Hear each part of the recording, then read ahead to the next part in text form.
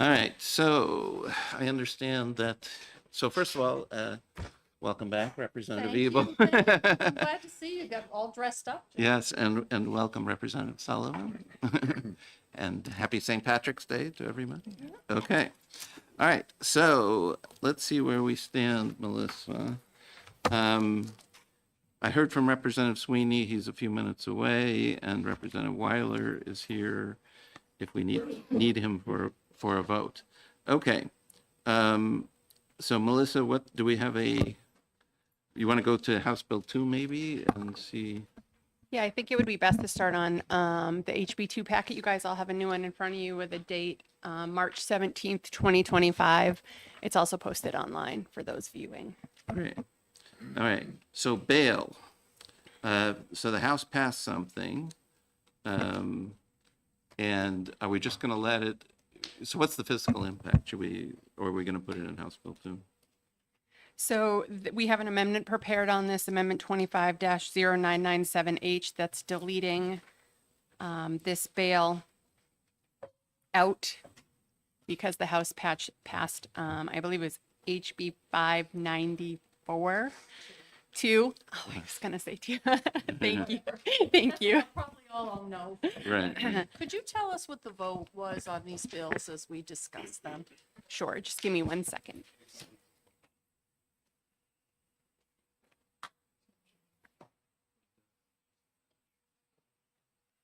You did it before me, Jack. Feel free. It's 204 to 175, division vote. All right. So, so basically, I guess that bill's just going to go forward. The one thing that related to bail that I've been thinking about, so I believe it deleted the magistrates, right? Yeah. So the other thing is the part about bail that we did last time was we had the department, the judiciary, pay the bail commissioners directly and then collect from the others. And I don't know how long that's been going on, but one thing we heard from the judiciary is they're losing a considerable amount of money on this because they're not particularly good at collecting. And so maybe we don't, and that's a couple million in the budget. So maybe we want to go back to the old method of having the commissioners collect for themselves.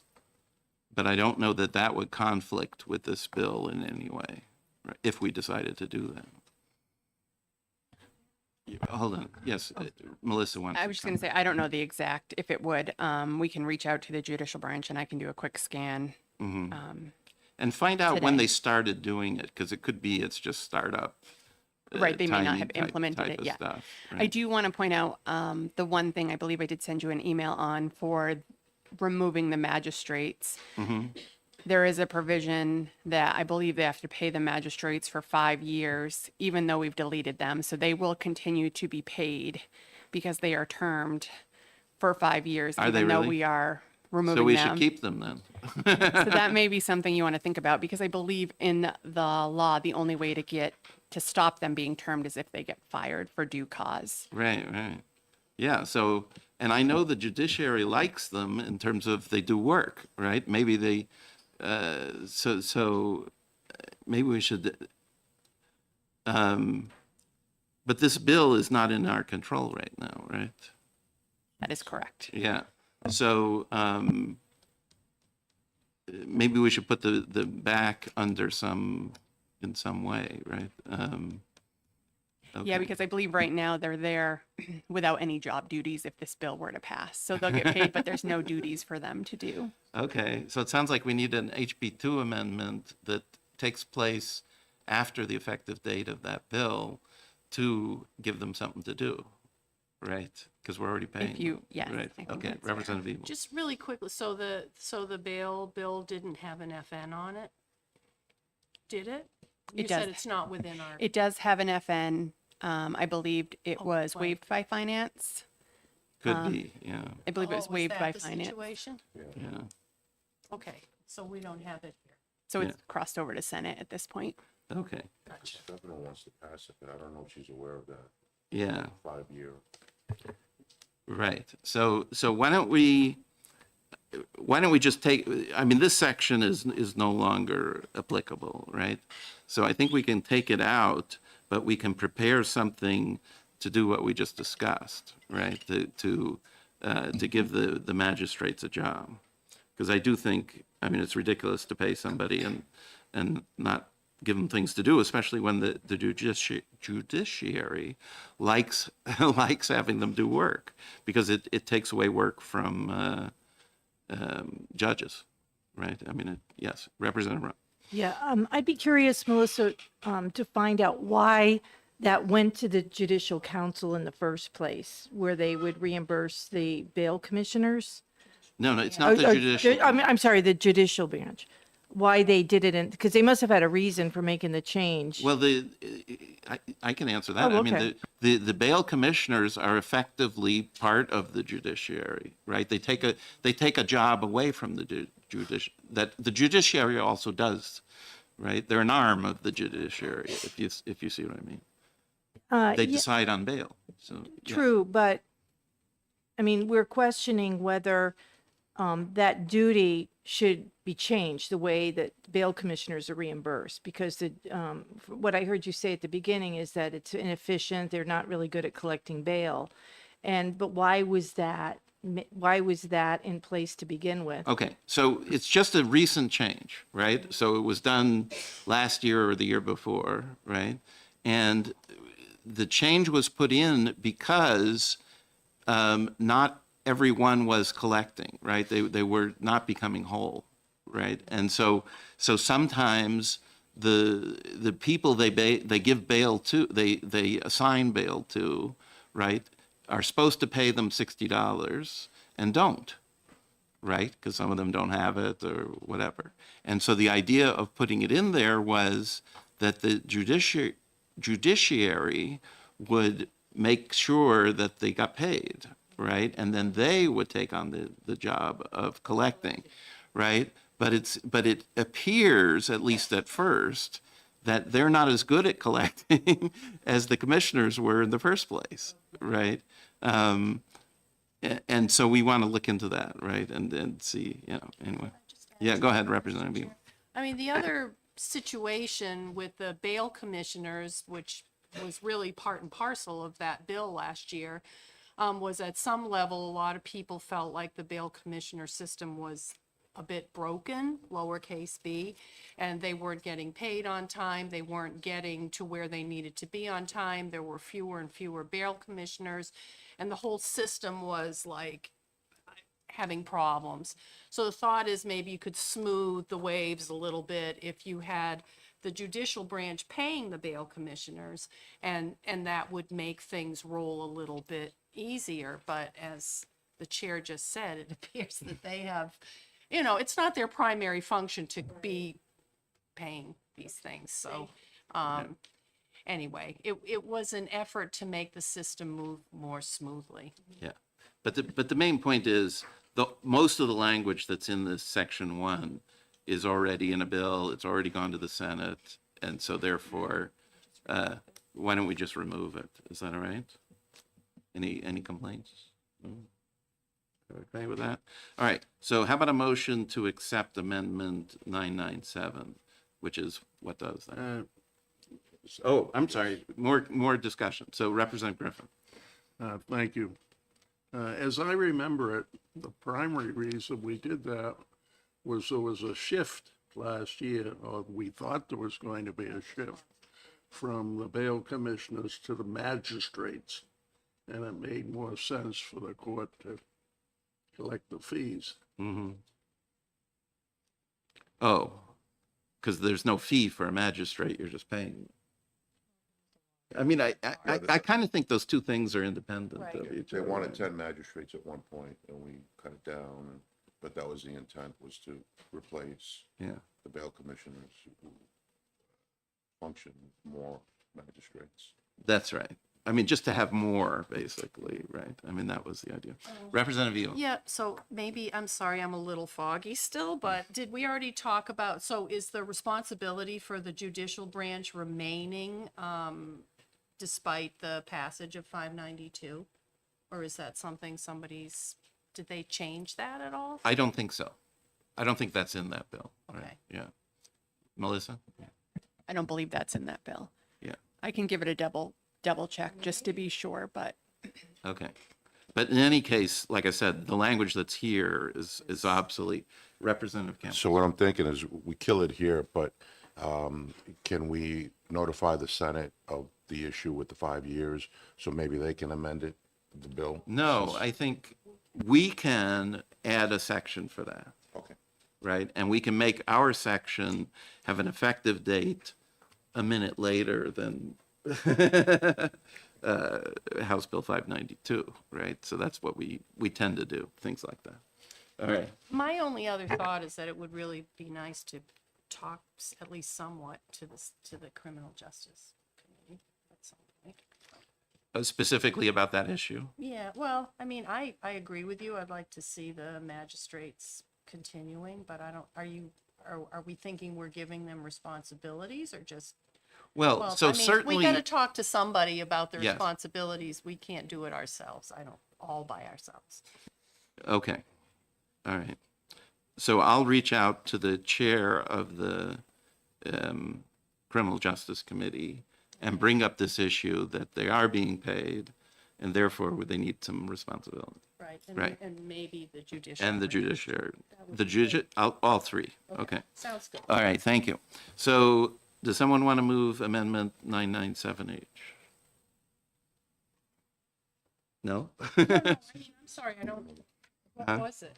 Okay. Oh, was it to remove? It's to remove section 1. All right. That's all it is. It's one I'll line. vote for it, but Okay.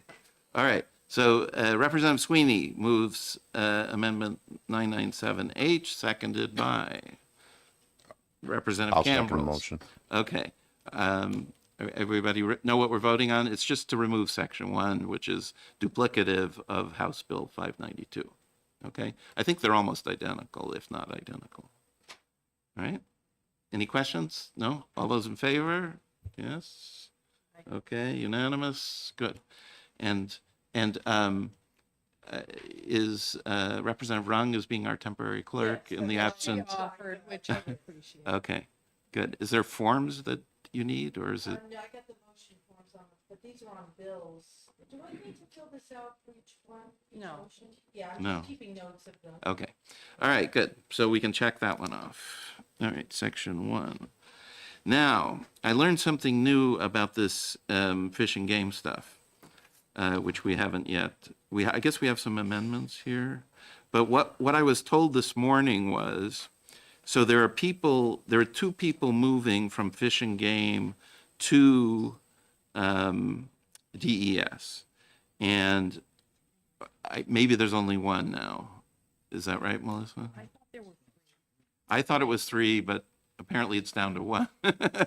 so in the budget, in the governor's budget, there were 2 positions moving from Fish and Game to DES. DES said they only needed one of those positions when they were looking at the functions. So they had requested, and it's in your HB1 packet as an agency request during their presentation, they have requested to send one of those Fish and Game positions back to Fish and Game and just keep one. There's also DNCR positions. So that may be where some of the confusion is. But for Fish and Game, 2 were in the budget. We're sending 1 back to Fish and Game if that works for the division. Okay. And that is a request of DES. And Fish and Game agrees with that, or we don't know? Yes. Nope. Okay. They agree with that. Okay. But what I heard later was that all these Fish and Game positions were hired with ARPA funds. And when the ARPA funds were approved by the fiscal committee, they were told by Fish and Game, yes, these are temporary positions, and when ARPA funds run out, we will not ask for them to be permanent. So therefore, perhaps we shouldn't send this position. Maybe this position should simply go away, right? Because that's what we were told when we approved it in the first place. And so maybe this is yet another thing that needs more discussion. I don't know. I mean, Representative Beal? I certainly didn't hear that, Mr. Chair. I think that these positions, if we're going to continue with streamlining the permitting and maintaining the functions that Fish and Game is doing, we really need to just go along with the agency request at this point. I mean, I listened to the testimony when Fish and Game was talking about this in the initial circumstance, when I thought 4 positions were being moved over. They were Well, a couple are really- DNCR Yeah, positions. well, no, there was 4 DNCR and now they're sending 3 back. I don't know, there's a lot of moving balls. But anyway, Fish and Game really felt as though they needed 1 or 2 positions to be able to continue to do what they are doing. You remember when I forget, is it a commissioner or the director was here? She thought that they needed 1.5 positions to be able to continue to do their job. Okay. Any other discussion? No? Representative Mount? So I'm confused. So what are we talking about now? I mean, there's how many, what's the total number of positions it's moving? Where are they moving? If somebody could just summarize, that'd be great. I can do that if you'd like. Go ahead. So part of this is on page 3 of your little skinny packet. That's your HB1 packet. It's also summarized on the front page of your packet. But if you look on page 3 and go down to the environmental services section, I put in front of those permitting, so you can see the requests that impact permitting. So the first item on there moves 3 positions from DES back to DNCR and 1 position from DNCR to DES. So what happened in the governor's budget is they moved positions, but some of the position numbers weren't the correct position numbers. So they're sort of doing a shuffle to put some back and then take the one that they actually needed. So that's sort of a cleanup. When you look at the next line, that one's moving a position from DES back to Fish and Game. So there were 2 Fish and Game positions requested in the governor's budget. I think after DES spoke with Fish and Game, like Representative Ebel said, Fish and Game needed one of those positions still to do their functions, and DES thought they could do their functions with just 1. So they put in the request to move that 1 Fish and Game position back. So they had 2, they're giving 1 back. If you see the next line under the one that I was just discussing, DES has requested that a footnote be put in because the Fish and Game position that's staying in DES's budget was paid with ARPA funds through December 1st. After that, there will need funding for this position. So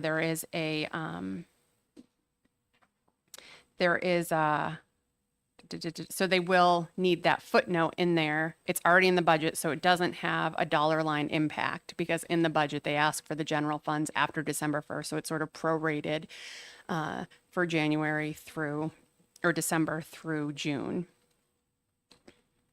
And then the next line is just adjusting the hours for the 3 permitting positions and the new environmental service position. That new environmental service position we discussed because if you look at the HB2 packet, they put the money in HB2 as an appropriation. We're deleting that because it was also already budgeted in HB1. That's a reduction because it was budgeted based on 40 hours within the state. It's a 37.5 hour pay level. So that's a reduction in money. So those are the positions that are all moving back and forth. The position that is going back to Fish and Game, we have that reduction there. You'll see it for that 98,682. That will be back in Fish and Game's budget, and that's up to Division 2 if they choose to fund that with general funds or not choose to fund it at all. They can make that decision because we'll be putting it back to them. The one that's already has been moved over, that one is currently in the budget and will be funded with general funds if you approve DES's budget. So Representative Griffin, do you remember when this came to fiscal committee? Those kind of details about whether it was temporary or not and all that? I don't remember that particular. Okay, all right. It may Repre- have been a meeting I wasn't at. Sure, yeah. Representative Ebel. Obviously, I wasn't on fiscal, but I have talked to a lot of people about this extensively, and they said that Fish and Game had been really struggling to fulfill the mission that it was given, and specific, a lot having to do with permitting. And part of the reason that ARPA money was given to them was to try to get them back on firmer footing. And so this, I mean, I think it's an important position, and that's why it is continuing through the DES budget. I do think that there were 4 positions financed by ARPA, but it sounds like things are being skinny down to 2. And the only other thing is that we had discussed making the permitting, this whole permitting section take place December 31st of 2025, because the idea of it being effective immediately upon signature was kind of challenging, considering all the moving balls.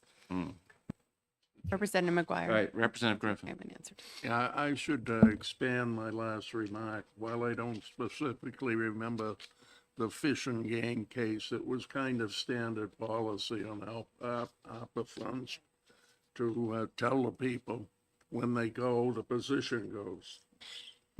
Yes, Melissa. I did wanted to let you know that I did reach out to DES in reference of pushing back that effective date to see how that would impact them, and they requested it not be pushed back because the positions need to take effect July 1st. They need to start getting the work done July 1st, and if it's not pushed back until December 30th, the fees and all of that will be delayed. Excuse me, Representative Munn. from getting put in. So just going back to what's in HB1, as far as it relates to, or maybe it's in HB2, but as it relates to the streamlining permitting initiative, I mean, we're only really talking about one new position, correct? The environmental scientist. Everything else is just moving existing bodies around. That's fair. Okay. Yeah, that's true. All right, should we simply accept these 4 line items in House Bill 1?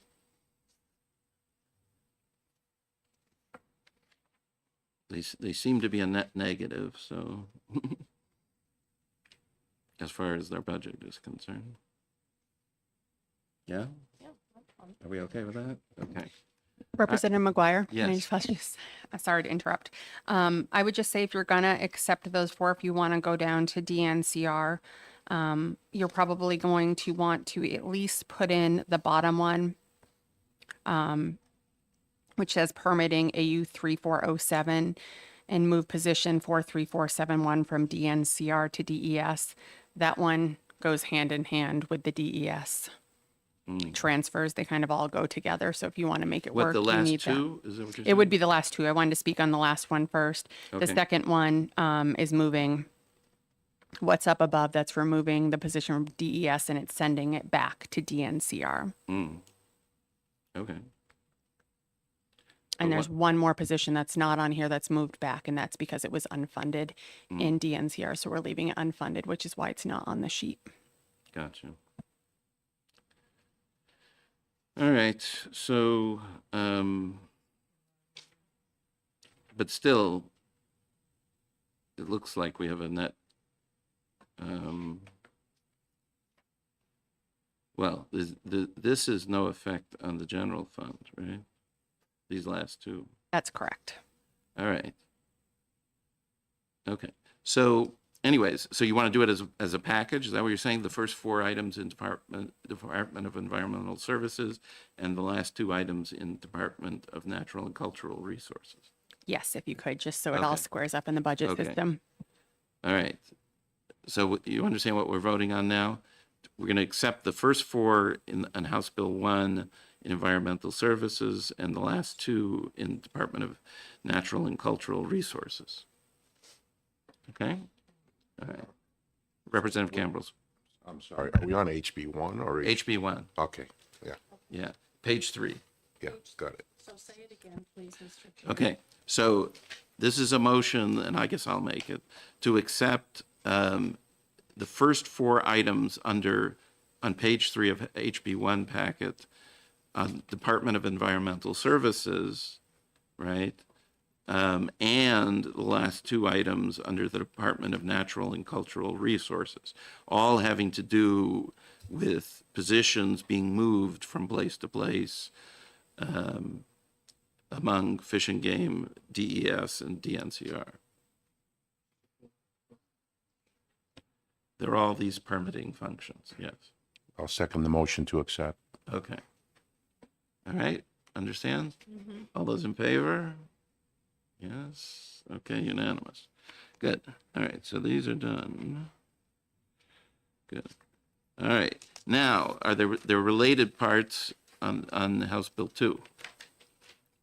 Right, sections 2, 3, 4, and 5. Section 2 is just a definition. Right.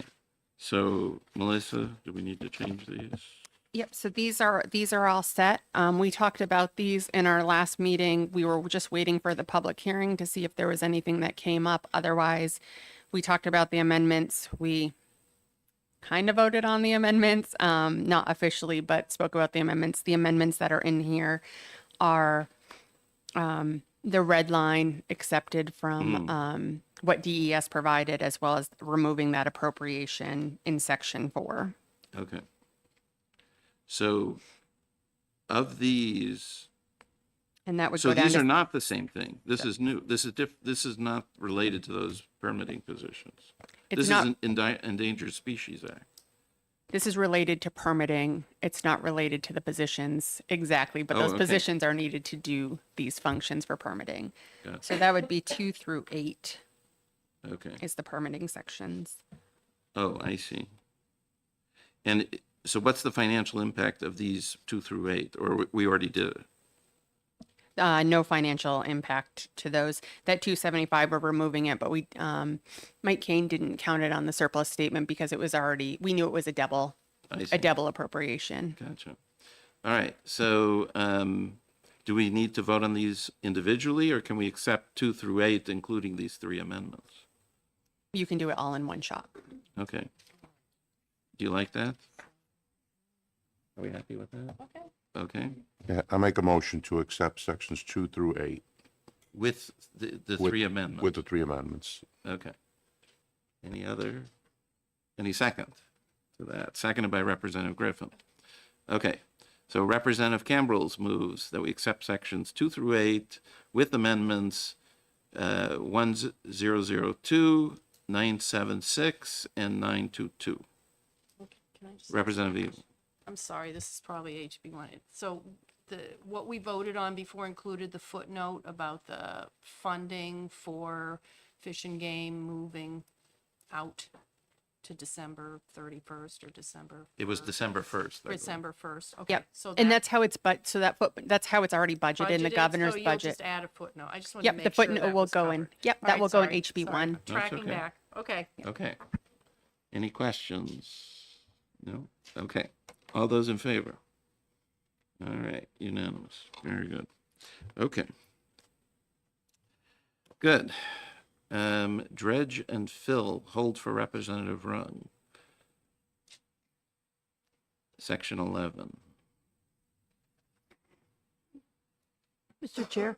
Yes. Yeah, I have issues with, I have issues with the permitting fees going up 50%. I talked to Mr. Trowbridge at DES about it.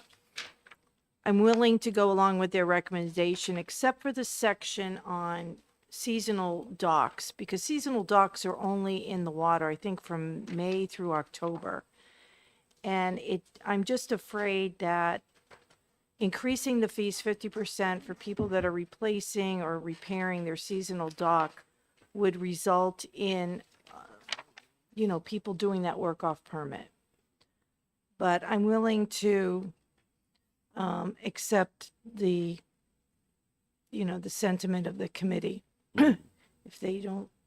But that's my concern. So which one of these is the seasonal dock one? Is it A, Um, B, C, or D? it's, hold on a second.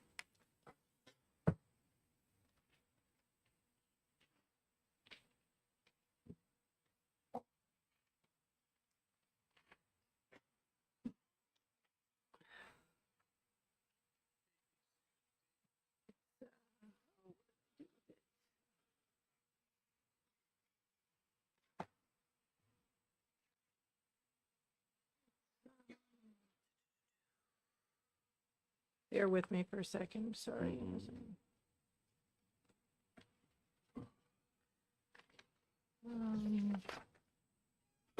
And do we have a surplus statement mention of section 11? What page is it?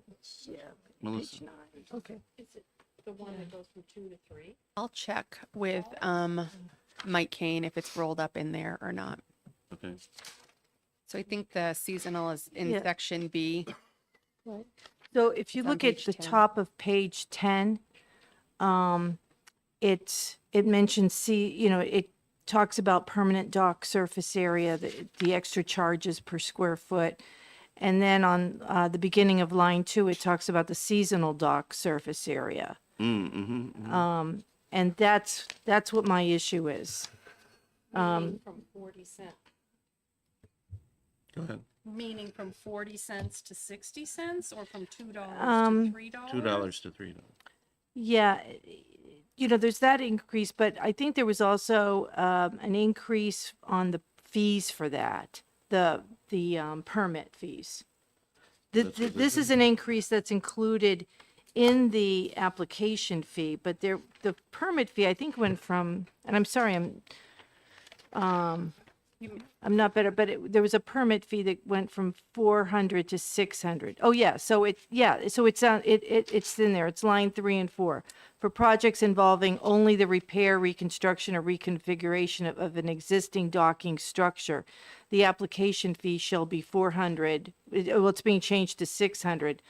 So I don't know what the committee thinks if we amended that line to read, for projects involving only the repair, reconstruction, or reconfiguration of an existing permanent docking structure, rather than seasonal docking structure. So I guess the way I read this is that the first sentence in B is about a new one. And then the second sentence that you mentioned, starting on line 3, is about there already is one, but you're changing it, Right. right? It does say permanent in line 1. Yeah, but then it also adds a cost for seasonal dock surface. That's right. So if you're starting a brand new dock, right? If it's permanent, it's will be $6 a square foot. If it's temporary, if it's seasonal, it'll be $3 a square foot, Right. right? And that's okay, but if you read further down, when it defines the application fee, that's going up to $600. So imagine if somebody has a seasonal dock and they want to repair just some boards or something. Now they're going to go from, they're going to be paying $600 for a project that may only cost $500. I see what you're saying. Seasonal docks are a lot different than permanent docks. I see. They're only in the water a few months out of the year, and that's defined in statute. Okay. So Melissa, do we have any counts on these things, how many such fees they get and that stuff? We don't at this time. We can get Okay. them if you would like. Representative Evil. Well, and we don't know when the 400 was set either, right? I mean, I understand what you're saying, Representative Rung, but I don't know. We didn't hear objections from a Lakes Association or any other lakes type people, and it just seems like to make this different, for everything else is going up, and to leave this where it is, I don't know. Yeah. It's just a thought. Is it possible to hold it a little bit longer the other thing is, and I don't think this was clarified by DES in the testimony, because I was focusing more on just the increase in the fees altogether and not just on the seasonal dock. But I believe that even repairs or reconstruction of a seasonal dock I don't even think it needs a permit by notification. I think people can just do it. So to now charge a fee for that repair. Isn't it already But I'm not sure they impose that. Okay. Why don't let's ask the Can we hold it a department little bit? Okay. and we'll come back to this. Yes. Thank you very I much. did just want to note that reading their notes, it says for section 11 and 12, the increase in wetland fees from 50% to cover the cost of additional positions from the Fish and Game and DNCR for the future biennium. Okay. So that's what the increase is for, to I cover those understand, but positions. ask them the specific question, how many repair project fees do they collect on seasonal docks? And if it requires a And if they're permit. required, right? Per year. It's this $400 fee, right? So we get an idea of how much money is involved. Okay, we'll wait. All right, so wait for dollars in seasonal. All right. Repairs. Okay. Now we got House Bill 215. Are you ready with an amendment to add? So is this, when we're talking about this tipping fee thing, is this going to pay for the whole solid waste accounting unit that's in here? Okay. Representative Okay, I'll discuss as much as I know. Do you want me to talk about the surcharge first or 215? Recognizing I wasn't here, but Okay. I have talked to a lot of people. Go ahead, Okay. do the whole thing. So, my understanding is that DES met with the folks from E&A and they talked about HB 215 in the context of the SEC provisions in HB 2, and they came to an agreement, and that Adam Crapo is right now working on an HB 2 amendment for us that reflects the agreement. And so I should, I think he's working it through, but we should have that soon. And I spoke to Director Wimsat as early as an hour ago, and he said it's in really good shape and that they're feeling very positive about it. And I think the folks from E&A are as well, because I heard from them. The idea on the surcharge, which would come in our big batch of fee changes, is if we set it at the amount that we were talking about of 350, Director Wimsat did say that we should be able to take, is it 555? What's the accounting unit? Yeah, he said 5402. 5402, He yes. said we had the possibility of paying for it through the surcharge. And that would be very similar, like we heard, I think, Mr. Trowbridge saying that the fees that they collect for various water projects go into the water fund and cover the DES positions relating to water. Okay, so this is, I like this idea of making accounting unit 5402 self-funded, right? So with this kind of a fee, because that would save us close to Yeah, quite a bit of close money. to $3 million from the general fund every year. So, yeah, And in fact, I can't lay my hands on it right now, but I think when we asked DES to do their homework and talk about the different fees, they did talk about $2.9 million saved, which is the number I think you just recited yes. here.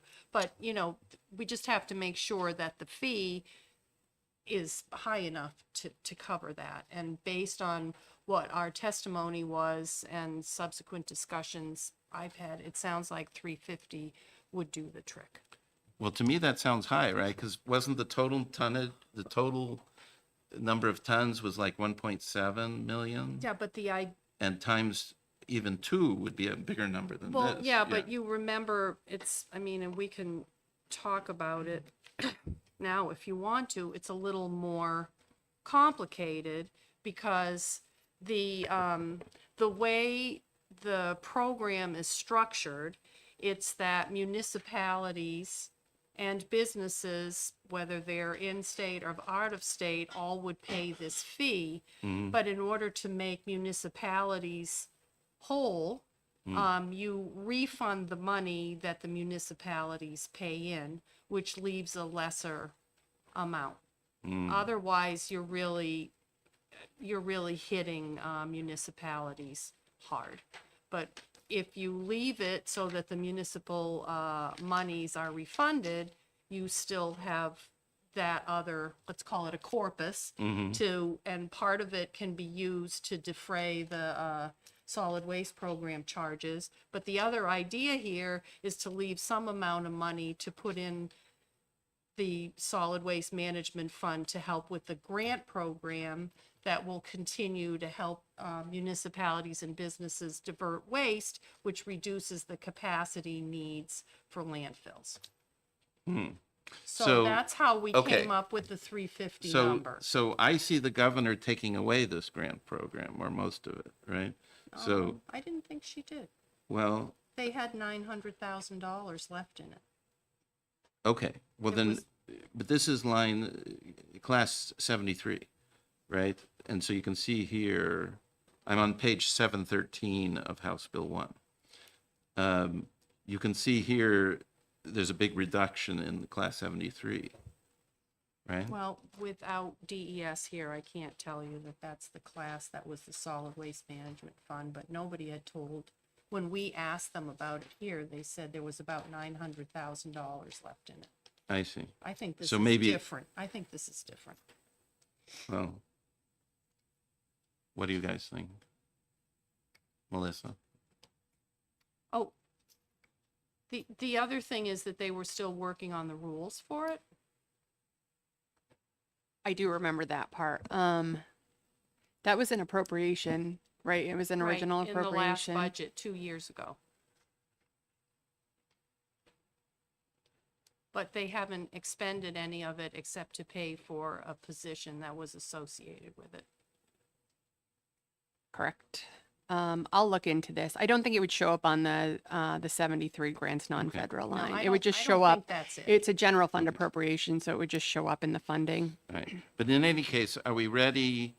We're probably not ready with an amendment to put a fee on this and change the allocation for accounting unit 5402 to other funds. I just printed the amendment if you. Oh, you have want it? to. Okay. Yeah, It's I it's did. Representative I mean, we Ebel's can ready do it that for way, or you can do it on your fee day, however you like. But yes, I went ahead. Well, since we're here. right? Okay. I mean, DES isn't here, so I, Representative Ebel, on their sheet, their fee sheet, they have that 2.9 million just impacting 27. Does that sound correct? I don't know if they needed time to get it up and running, if that was the reason, but it says general I fund wish cost I had the, offset. Do you want the sheet? yeah, that would be great. I'm sure I have it somewhere. I hate to do this without them sitting here. All right. But wait a minute, let's just, at least let me show you the amendment. Okay.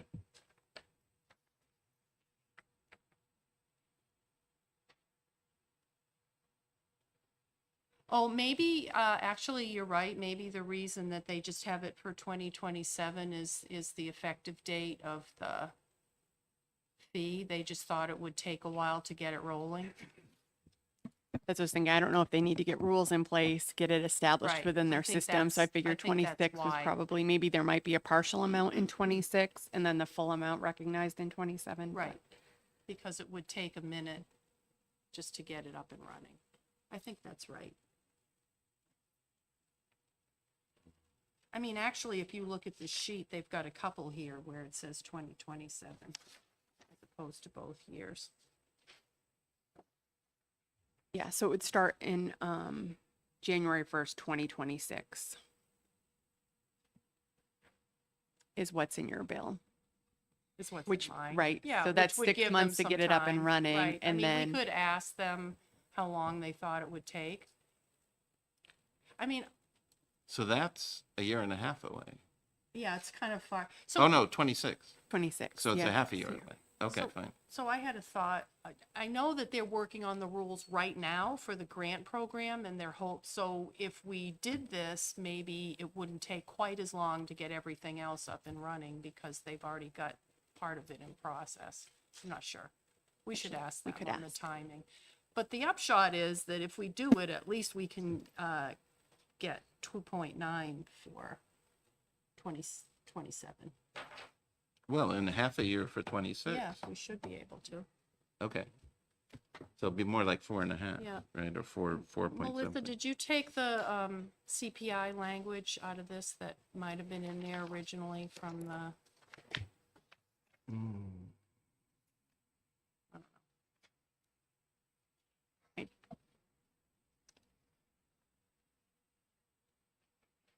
Okay.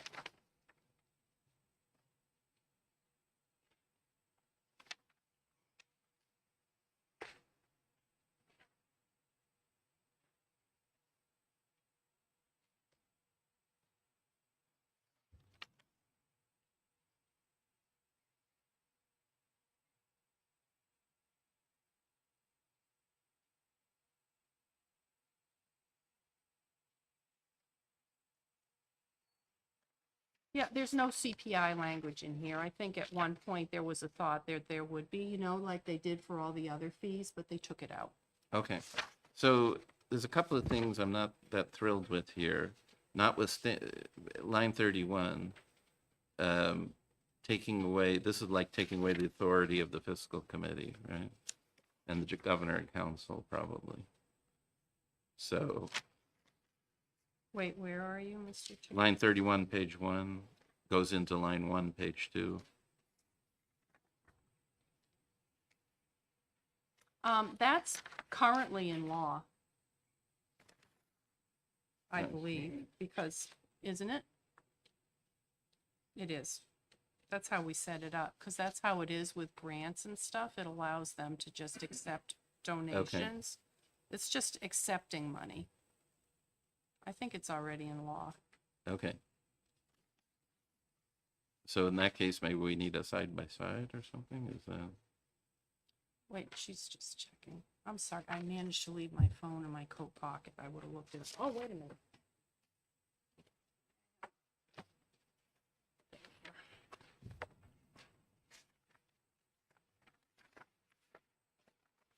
And is line 22 also in law currently?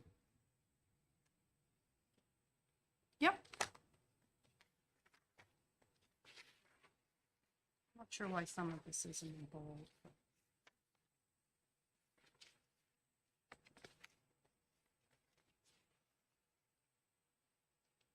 Mr. Chair, Yes, Representative.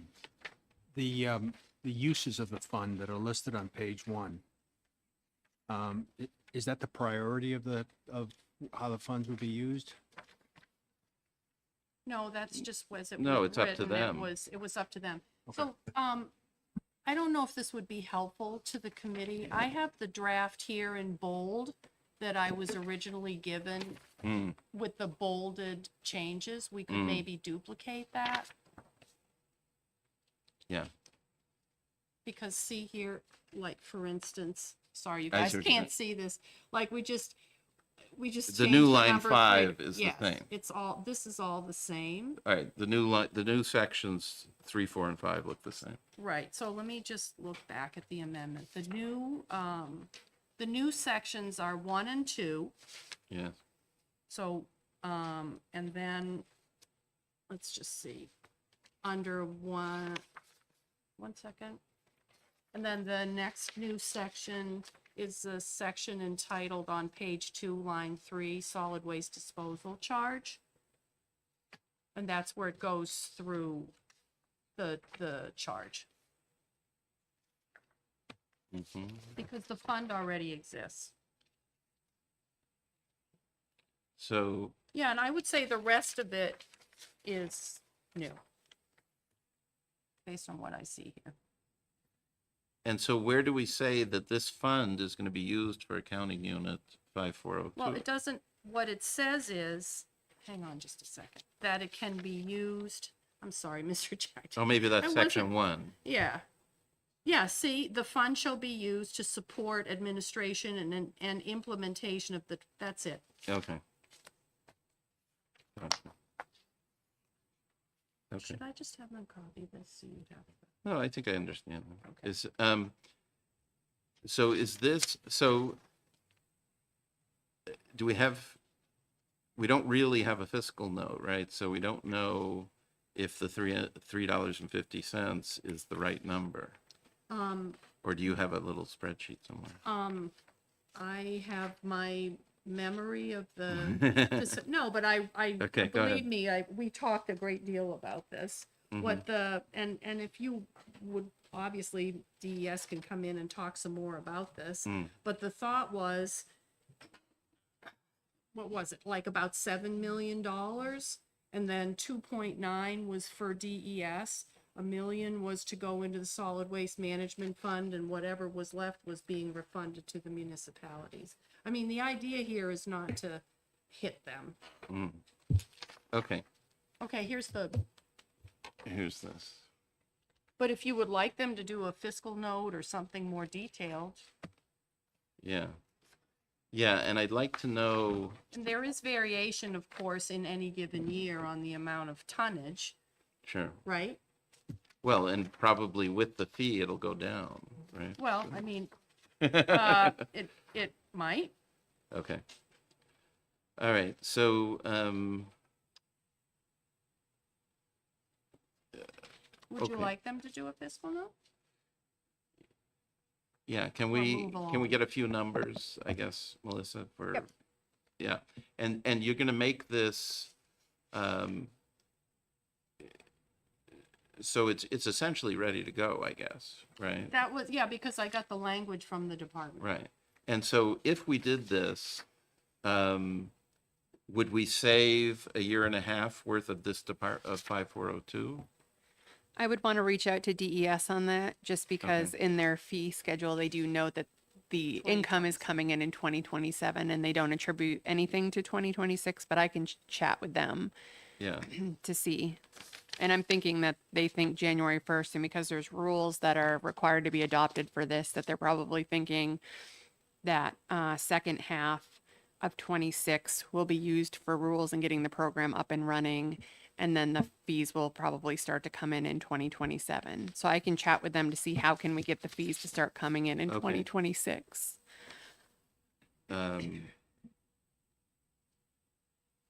so, yeah, and why is they're collecting as of January 1st, but not remitting until April 30th? Well, I think. Or it's is that the just to- quarter? Yeah, it's just to give them some time. I got you. Okay. All right, so, I mean, I will say that they've been thinking about this as I got one. something that would be helpful for a long time, so I think they've thought it through pretty well. Okay. All right, so let's get, before we vote on it, let's get a real number as to how much it'll save us in general funds. And secondly, I want to know about the grant part of it specifically. So if the $3.50 balloons this grant's non-federal, I'd rather make it smaller. Okay? Yeah, so let's find out. Essentially, let's get a new House Bill 1 Yeah, accounting unit. section that goes along with this kind of, yeah, okay. All right, good. Now, what about House Bill 215?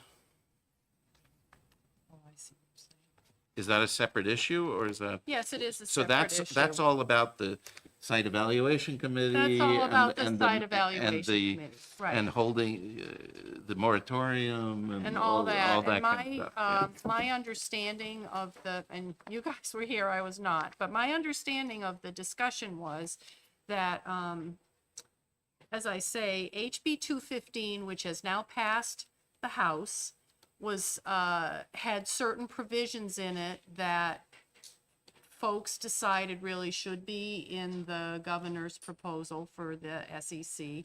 DES had no problem with that, so they're working on an amendment to reflect that. My understanding is also that there is a bill, I don't know if it's coming up this time around on the consent calendar for a 3-year moratorium on new landfills. DES was, based on their agreement, they were gonna put as far as I know, because they're still running it through, the 3-year moratorium in there for landfills, but you'll recall that there's a 1-year moratorium on major solid waste facilities. That would apply to other solid waste facilities that are not landfills, because there are such things. Okay. So is 215's under our control, right? That's It correct. is. And does it have a fiscal note? And if so, what does it say? It does.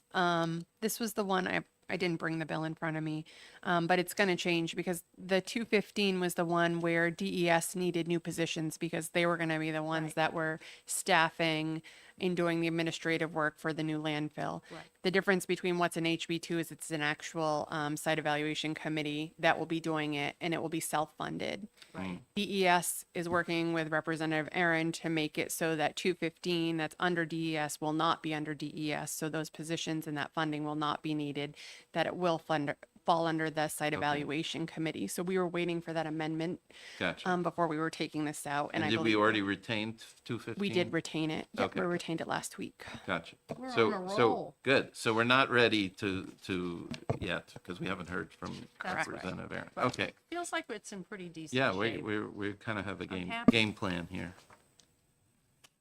Okay, retirement. Okay. So where's I need our paper that had the, Right? We Go take a ahead. 2-minute break. okay, sure. We got this paper from the NHRS last time. Yeah. This document here. Very good. Okay, we'll get another copies. Okay. Yeah, make a few more, but so all right. So there's two things going on here. First of all, right now we have no money to fund this. Okay, our little look at the costs involved and what we where we stand with money is that this takes a back seat to funding the YDC. So the surplus statement we got on the overall budget with our Ways and Means revenue is that we're $770 million short. Okay, so we're cutting here, there, and everywhere to make up that gap. And then if we do that, then number 2 item to add is the YDC settlement. That's another 150. So now we're $920 million short. This, I think, would come after those 2 things, right? So if we're successful in cutting and funding YDC, then maybe we could start talking about this. But the problem with this is there's some really scary bits to it that number 1 is the footnote at the bottom of page 1. So you don't all have this, right? Or you do. Some of you do. I see Representative Rung is not looking at this. Okay. Okay. Okay. All right. He has 2 copies. Here's one. Okay, that one. Yes. Anybody else? Representative Sullivan, you have it. Muntz. Okay. Everybody else got it? Yeah. Okay. So read the footnote on the bottom of page 1. The proposed language in each option will allow retired members to return to active service and re-retire after the applicable vested by date in order to avail themselves of increased benefits. So this, what this says is somebody who's already retired can come back, work for some period of time, we don't know what, okay, maybe as short as a week, and then re-retire and get the advantage of these new benefits. And the last sentence here, the cost estimates below do not account for this possibility. So the 200 million or whatever you see on the back page does not include this because they don't know how many people would do it, right? There's some number of people who are in Tier B who are already retired, okay? And we have, at least so far, the concept that once you retire, that's it, your pension is fixed. This says somebody could come back, re-retire, and now their pension is different. All right? And there's no cost estimate for that.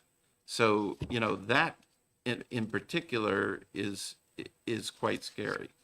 Number two, the maximum benefit. So what we heard from the retirement system is that on page 3, this maximum benefit. So right now, somebody who retires has a cap on their retirement, on their pension, of their highest year of earnable compensation, right? So your highest paid year, your pension can't be greater than that.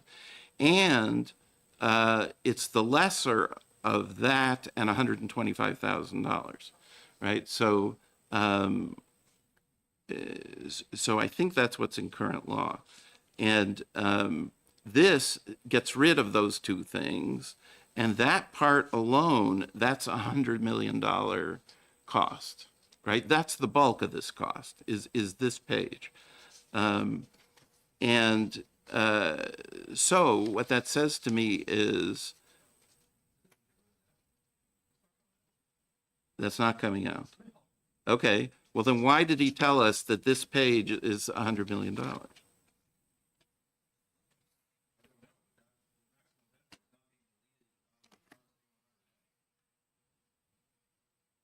Okay. See footnote number 4. The change in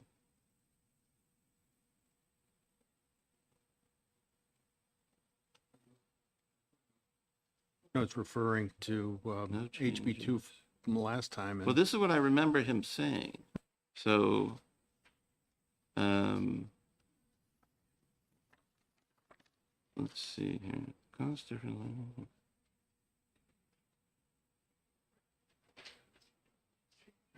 And eliminating.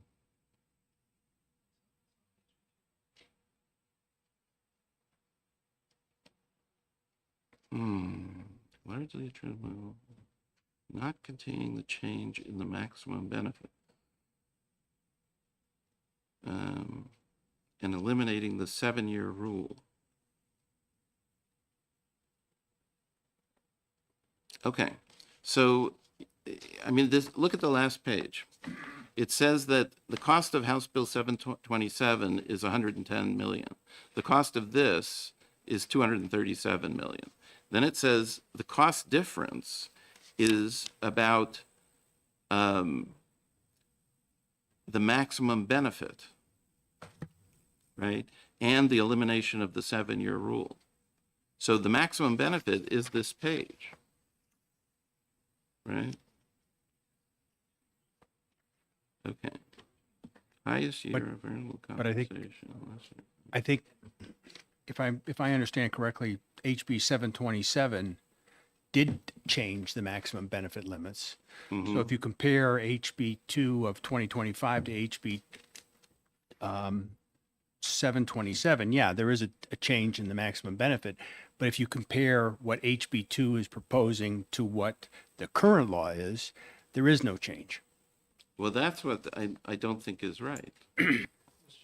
Yes, Representative Sweeney. Can we ask the retirement system to come back in and Yeah. go over this? Because Okay. All right.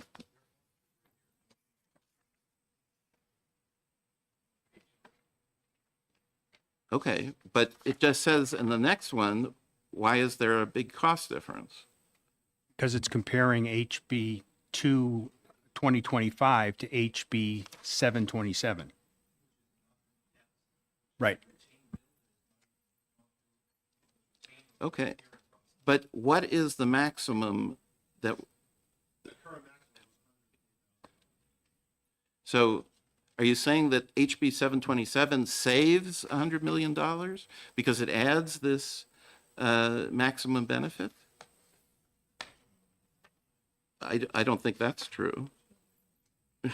So, all right, I like Representative Sweeney's suggestion. Melissa, try to schedule Mr. Kavanaugh to come back, okay? All right, thank you. All right. Thank you. Is that I can something see we if can, they're is available that this something we can afternoon. do today? Yeah, after our, What's that? is When that he's something we available. can do this afternoon? Maybe, yeah. We'll see when he's available. They'll call him. We'll find out, okay? Yeah, we have finances. We have full finance, so it's probably not today, right? It's up to you. Well, I don't know his schedule, but for Division One scheduling, we have full finance. It may go fast. It's up to you if you want to continue after full finance. I We do, can. So just when we're done, just make sure you recess. Don't close the hearing, Okay, and then we'll pick back up after full Okay, finance. good. So, so it could be as early as 2:30 today or something like They that. could move pretty quick, I think. Yeah, So because all these bills, we already have motions for them, right? yeah, it's just So what the other It's just a matter division. of vote. Yeah, just the other divisions bills, but I think should be pretty quick. Okay, yeah. Okay, so, yeah, so do you want to take a recess and call him and then come back and we'll have an answer when he's available? Sure, yeah, I can call him right now. Okay, all right. So Jack will do that, but we'll continue with Melissa. How's that? Okay. All right, good. Yes, Representative Rowe.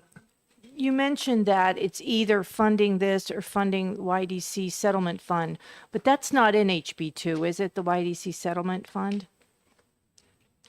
Do we have that 100, I think you mentioned 150 million? Right. YDC Settlement Fund is not currently in the budget at all. But the problem is, this is a very serious matter, okay? I've talked to the AG, the judiciary, some attorneys involved, et cetera. We've gotten letters from we heard from the settlement folks, right? And there's a key date, which is July 1st, right? There's a whole bunch of cases, hundreds of cases, that are currently in court. And they're trying to decide with those cases, do we go the settlement route, okay? And a key part of that decision is, do we fund the settlement or not, right? Because right now, those settlements are not being funded, okay? And so the attorneys who control those cases and those clients say, why should I go to the settlement fund when there isn't any money there, right? And so it's a key decision because you can't go into the settlement fund after July 1st.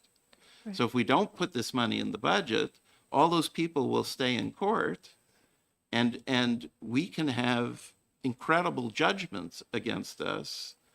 I get You see that. what I mean? I get and that. so this has to be our first priority, I think, Okay, well, if we have extra money, right? okay, So, is there an option to bond the money we need for the settlement fund? so effectively, we already are doing that in the settlement fund, right? Because the settlement fund is anticipated to pay out $75 million a year over 10 years with interest. So in effect, the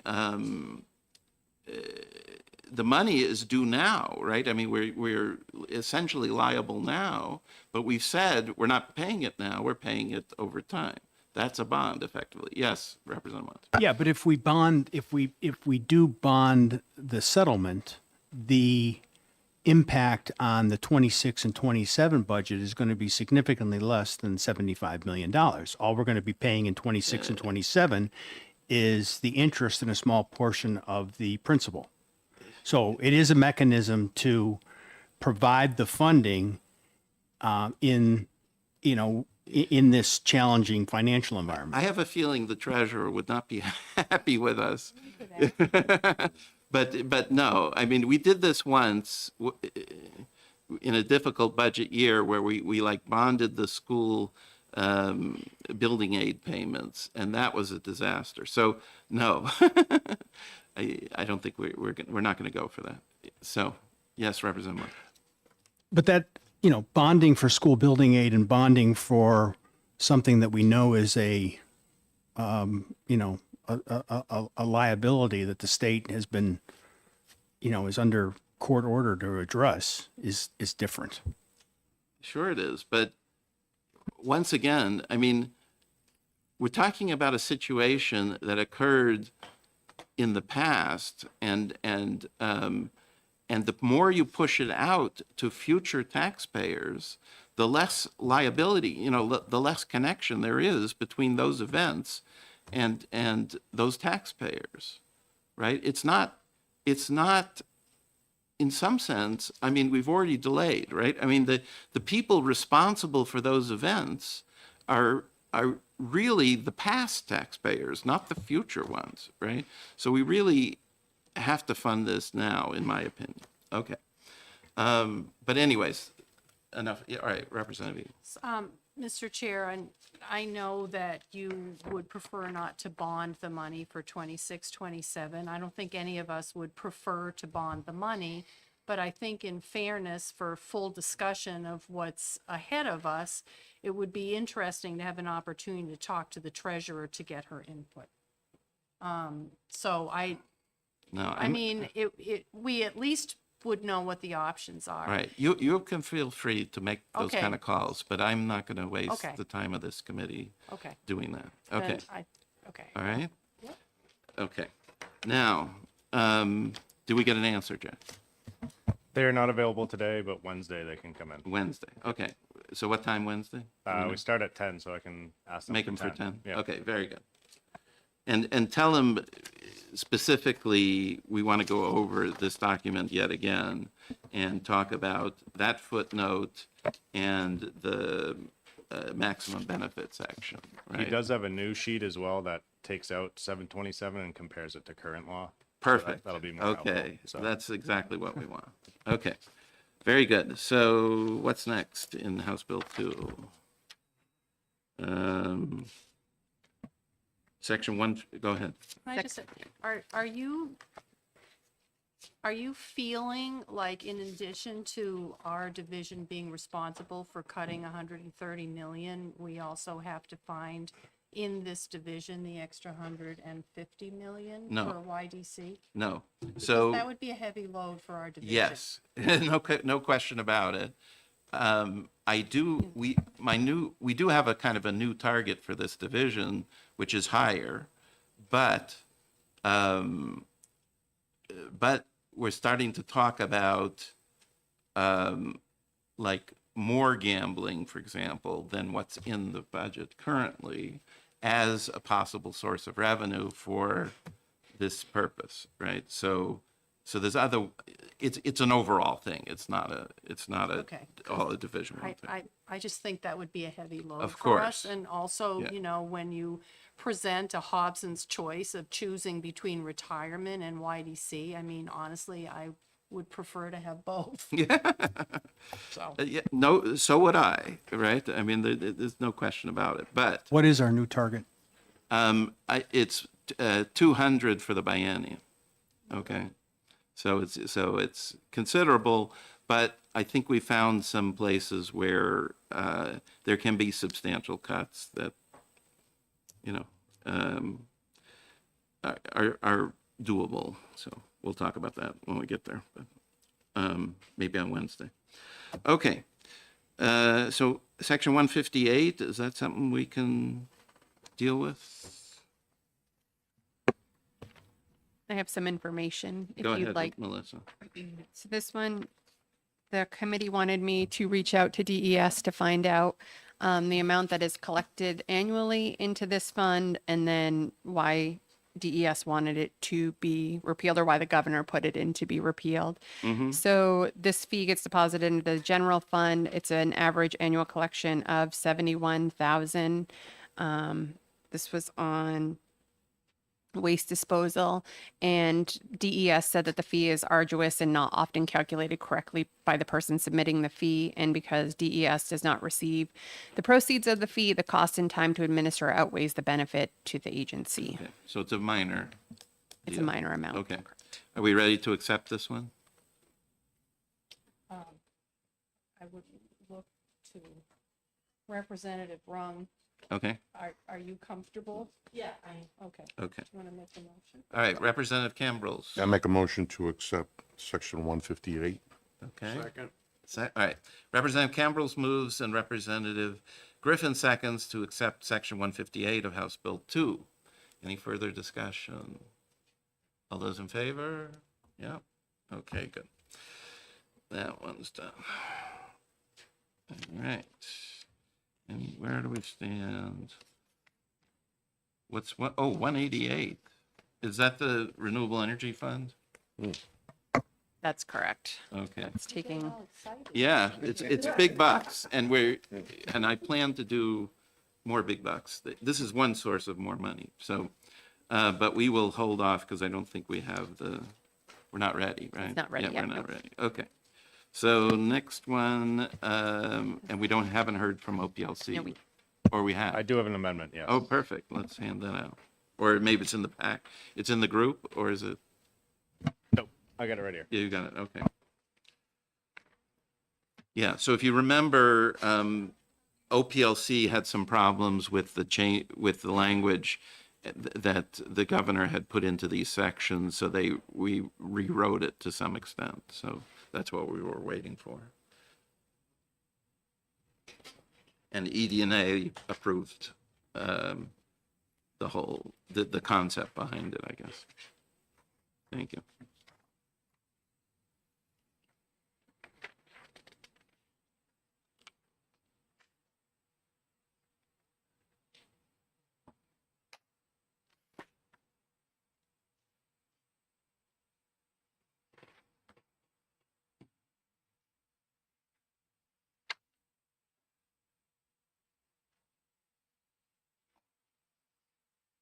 Okay, so was the net effect of this to reduce the licenses for involved in barbering and so on a little bit, or maybe increase them? Number of things. That's one thing. I What's that? believe the main thrust of this, Mr. Chair. Oh, they didn't need inspections quite so frequently? is Right, that- well, and also, if they take that one-time occupational safety and health administration Mm-hmm. course, this is on page 2, line 15. It meets certification, then I think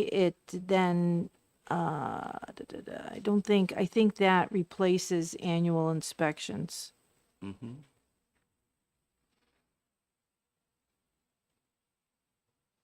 Right. So I think it made things a little easier on the operators, right? So, okay. So, yeah, so like I said, I heard ED&A said they liked this. Now we got the language that OPLC likes. So can we approve this? Or do you want to study it? I like it. I'll make the motion to, Okay. All right, Representative Rung moves that we accept House Bill 2 Amendment 1020. I'll second the And motion. seconded by Representative Cambrils. Okay. Any, Representative Munn? I got a question. I'm just, scanning it quickly. Sure, go ahead. I recall exactly what Representative Rung said about if you take the OSHA program, you don't have to do the inspections on an annual basis. But I don't see that referenced anywhere. I don't see anywhere where it talks about the fact that the Well, inspection. they adopt rules, so this is line 19. I guess, can it be But equivalent? it doesn't, there's nothing that gives an assurance that the frequency of the inspections would be reduced if you take that program, at least that I could see. Maybe I'm missing it. Maybe that's elsewhere, or already in law? I think it's here. I'm looking for it.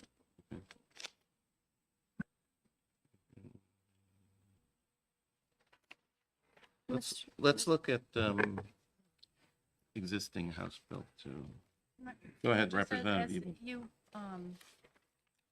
So ED&A as a committee has discussed this amendment? or Yeah, worked on it? they went, we sent them all these pages. Oh, and they we got the talked- memo back. And we got a memo, yeah. But let's see. page 3, lines 14 through 18. Sanitary inspections of all shops and schools shall be made at the time of the initial licensure and biennially unless a school or shop or school has obtained the Occupational Safety and Health Administration certificate. Okay. We're happy? Okay. All right, so we have a motion to accept Amendment 1020H. All those in favor? All right, looks unanimous. Thank you very much. Good. So we've placed this with 1020H. And we're done with that. So very little left in that part. Now, do we have new sections for House Bill 2?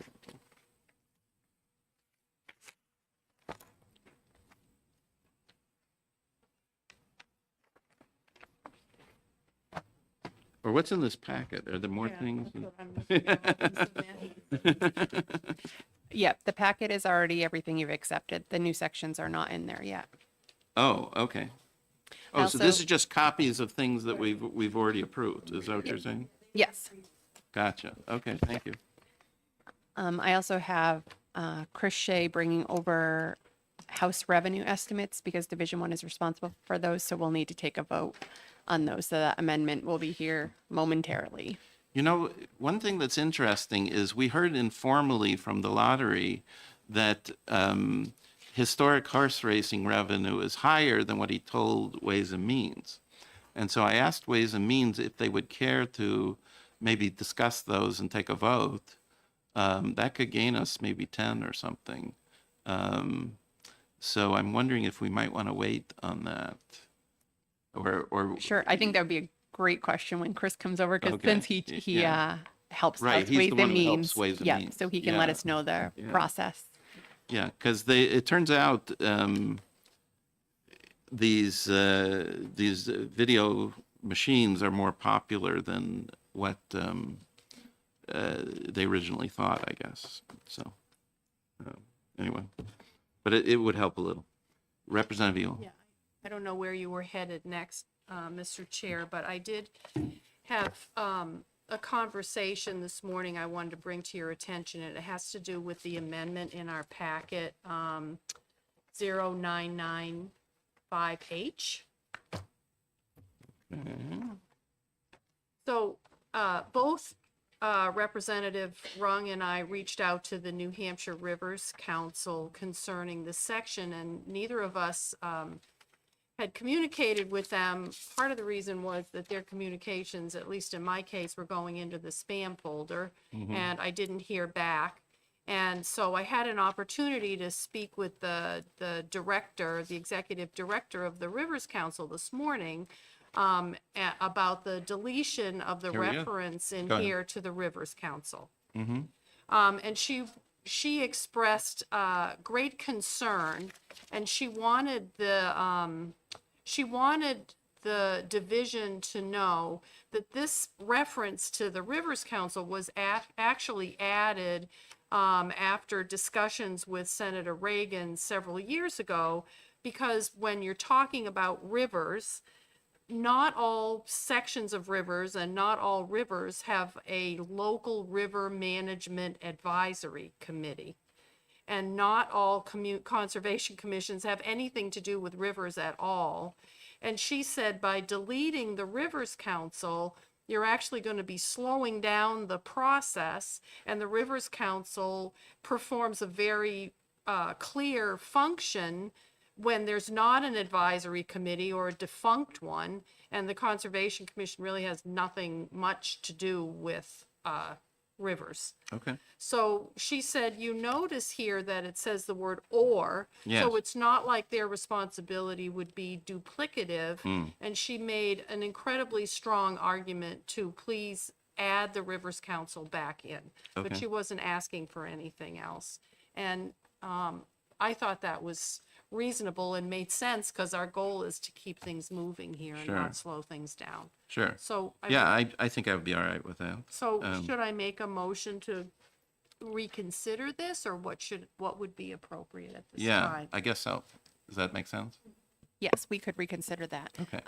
I just want to know, it would actually be what's in HB2 versus what's in the amendment, because the amendment didn't remove the councils. That's what was in HB2. The HB2 amendment that you have was just literally a cleanup of 2 words. So Okay, so tell me what I should, So you're could you right, just, tell me All what to right, say? so essentially, reconsider. Yeah, we're we gonna. probably want those 2 words, right? But Yeah. we want to, in the 3 places where the Rivers Council is Has been mentioned, deleted, yeah, we want to put them back, right. right? So why don't we wait until that is prepared? Okay. And then we could reconsider this one and pass that one. Does that make Does sense? that make works. sense? Okay, good. Great, thank you so much. No problem. Really appreciate it. Okay. So you had something new. Chris is here. Chris Chris is- Shea is oh, here. about He the can li- talk revenue. about the revenues and Yeah. what you were just discussing. Yeah, so Chris, what we heard from somewhat informally from the Lottery Commission was that these historic horse racing revenue is coming in better than expected. And so we're wondering on this motion, should we, I've asked the Ways and Means Committee to consider that data and possibly either formally or informally taking a vote on it and letting us know, and maybe we could accept slightly better numbers from lottery. So what I would suggest that the committee do is accept the Ways and Means estimates that came through House Resolution 17, which I have the amendment here. If after discussions with the Ways and Means and this committee, you determine that the lottery revenue needs to be adjusted, we would carry that on the surplus statement, because I think you've got a number of things potentially going on with lottery. Of course. Where you're going to make some adjustments. So I wouldn't change what the full committee did and the House voted to table. Right. But if you work with Ways and Means and the Finance Committee says, yeah, we need to make an adjustment, Ways and Means agrees with us, we would carry a surplus statement line to So show this will that. be the back of HB1, what Yep. we accept right now. Yep. Right, okay, good. So I have it if you want it, so you Yes, can please. take, yep. Yeah. Representative Muntz. So why do we have to act on this now? I mean, the House already did. Right, but if you turn to page, I'll find you the page in House Bill 1. Yeah, it's a, yes, so, it's, Like what we did. yeah, so if you look at page, well, actually, mine doesn't have a page number. No. So it'd be section 8 in the back of House Yeah, Bill so, 1. so in the back of House Bill 1, it looks like this, okay? And so this will replace that, right? Because these are our numbers. And this is what the House passed. This is what the House passed. Right. And so compared to, what the governor put in there, you see? And that's why this is a Weiler amendment, because it's reflecting what we approved Right, the other day. right, Gotcha. okay? So this is just formality. What's that, Representative Sweet? Yes, go ahead, Representative Sweet. So obviously, Division 2 is going to be the division that actually changes the gaming portions of the budget. Sure. Where we're actually driving the revenue from. So they'll change it on their end. Then do we have to wait for full finance to? No, adopt it? so what they're saying is, once they make those changes, they'll make a surplus statement change that presumably will include all those things, right? So whatever changes we make to gambling law, plus any new numbers from. So there will be at the end of this process, you're going to get a document from our office that's going to tell you whether you're balanced or not in terms of the budget, which would be inclusive of any bills that the House as a body might have passed that has an impact on revenues or expenditures, and any decisions that are made within the Finance Committee that you want to include that has a cost one way or the other. And so you would see that, and we give you a kind of there'd be separate lines for each action. So for instance, Ways and Means didn't formally vote on the dials for the percentage of how much of the business tax will go into the education trust fund and how much will stay in the general fund, though they were asked to weigh in on that. If you decide to do something different, we would reflect that on the surplus statement. Thank you. And you notice he said bills passed by the House. So if we try not to do this, but let's say House Bill 123 was passed and we waived it or it didn't come to finance in the first place, let's say it went to Ways and Means or something, and it goes over to the Senate, then it goes on to our surplus statement, even though there might be nothing in the budget that reflects it, right? But that's just the way it works. I think there's 2 bills now that the body's passed that have appropriations in them. So small appropriations, but those would be reflected with the bill number and what the appropriation amounts were. Yeah. Usually if it's a tiny number like 10,000 or something, we just, 80,000 a year Right. or 80,000. 25,000 a year. I okay, think are well, the two. whatever it is, we sometimes will let it go. Okay. All right. So I guess I'll move that we accept this amendment to House Bill 1 for Section 8. Does that make sense? Yeah? All right. So second by Representative Sweeney. Just want to point out one thing. Yes. If you look at the line 32 on the first page, there's an extra 0 under fiscal year 2026. So it's Okay. 127,700,000. All right. That's a technical issue that we would correct when we put the budget together. Very good. So we'll make note of it, but I just want to make the committee aware. So you don't need a new amendment. Right, right. What if we Okay. just move the comma a little bit? Yeah, right. Good luck getting that revenue, but Yeah. Okay, we'll quintuple the gas tax and, whatever. Okay, no, I don't Solve think- all the problems. that would solve Some of the some of the problems. Well, it would solve them for DOT. That wouldn't Yes. necessarily solve them for us. All right. Any other discussion on this item? No? Okay. All those in favor? Yeah. All right, good. Okay, thank you, Chris. What do we got next?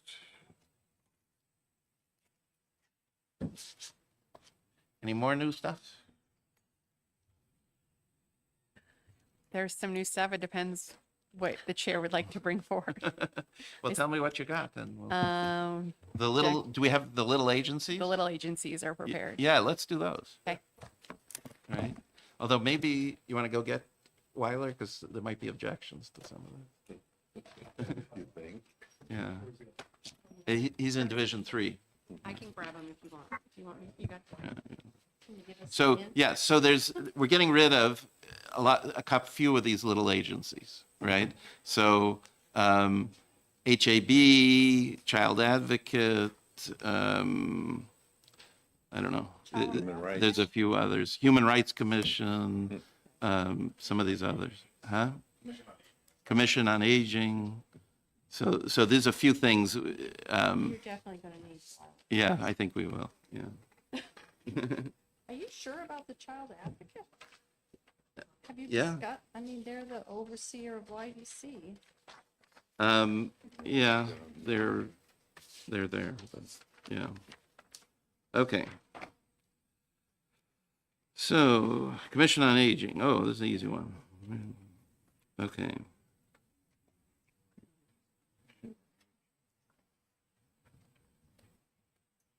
Okay.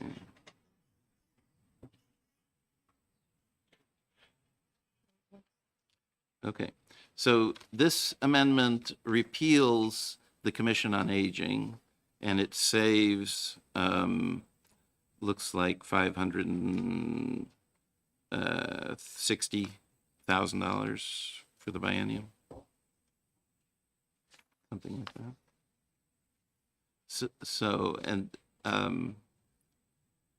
So there's a number of these smaller things that are sort of nice to haves, but when we're they're not necessary, and so we need the money. I don't know how to put it any blunter. Okay. All right. So you want to move? Yeah. Yes, I make a motion to accept this amendment 2025-0983H. Second? Seconded by Representative Swain. All right, so Representative Campbell's moves Amendment 983H, seconded by Representative Sweeney. Discussion. I understand the constraints we're under, but this this commission is up and running. It's been very active. It's been useful, so I'll be voting against the amendment. Okay. Representative Rung. I will also be voting against it. I mean, we've heard testimony on so many bills about the aging of New Hampshire, and I think we need to have a group overlooking and addressing specific issues that are going to be facing our state because of that. Yeah. I mean, the fact that we don't have one working for us doesn't mean that people can't participate. There's organizations that participate, so they'll still be around. It's just that these people will not be employed here. That's all. All right. Any other discussion? No? All right. All those in favor? Okay. 5 against. 4. Okay. Motion carries. Good. All right. Got another one. Reports on these? What's that? Do you require a report? No. This is just an amendment. So all we're doing when we vote on it is we're recommending to the full finance committee that House Bill 2 be amended in this way, right? And House Bill 1. Well, you're supposed to get 2 copies. I'm sorry, I didn't. Sure. I was just reminding her to get 2 copies of all Yeah. these things. Well, Right. one So, for the- so this was both, so what we voted on was both a House Bill 2 amendment and a House Bill 1 amendment, right? That's the 2 pieces of paper. So our action will just be rolled into all the changes that Division 1 recommends to the full finance committee, but we'll have another vote in the full finance committee on these kind of actions, right? So, okay. All right, next one, Housing Appeals Board, same thing. Now, this one,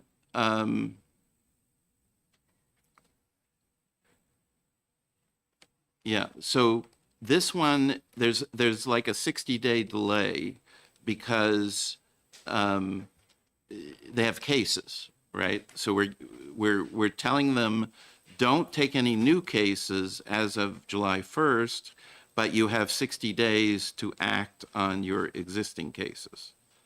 Okay, so that's what this one is about.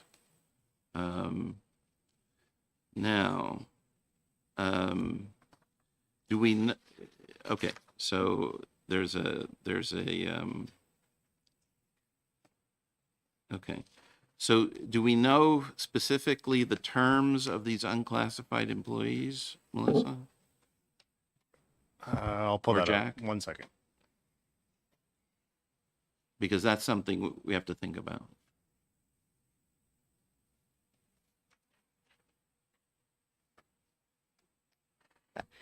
I'll speak to the amendment while Jack is pulling up that date. So if you look at this, and this is the same on Commission on Aging, there's $1 you'll see in the revised budget section on the HB1 amendment for Class 10, Class 11, and Class 60. And then you'll see down below, there's also a footnote that says the governor is authorized to draw a warrant out of any monies in the treasury not otherwise appropriated for payout of employees from Class 10, 11, and Class 60 for fiscal year ending June 30, 2026. So what we'll do on all of these boards, once they're adopted, is we will put together estimates to put together on the surplus statement of what we think the payouts will be, whether it's for their term or whether it's any leave balances that are being paid out. We just don't have the exact estimates yet, but Jack can give Okay. you the term there. So the point is, people get a payout once they're let go, and so there's going to be a cost to that, right? So the full savings will not necessarily be what's on the bottom line here, and we may run into the situation with this one that we're doing with the magistrates, which is these unclassified employees might be termed, right? And so therefore, we may have to undo this or not do it later. So, but So- for now, Mr. Chair, Yes. so 2 of the 3 have terms beyond the biennium, and one is June 30th, 2027. The other is June 30th, 2028. okay. So there's 3, right? Yeah, so 2 extend beyond the biennium.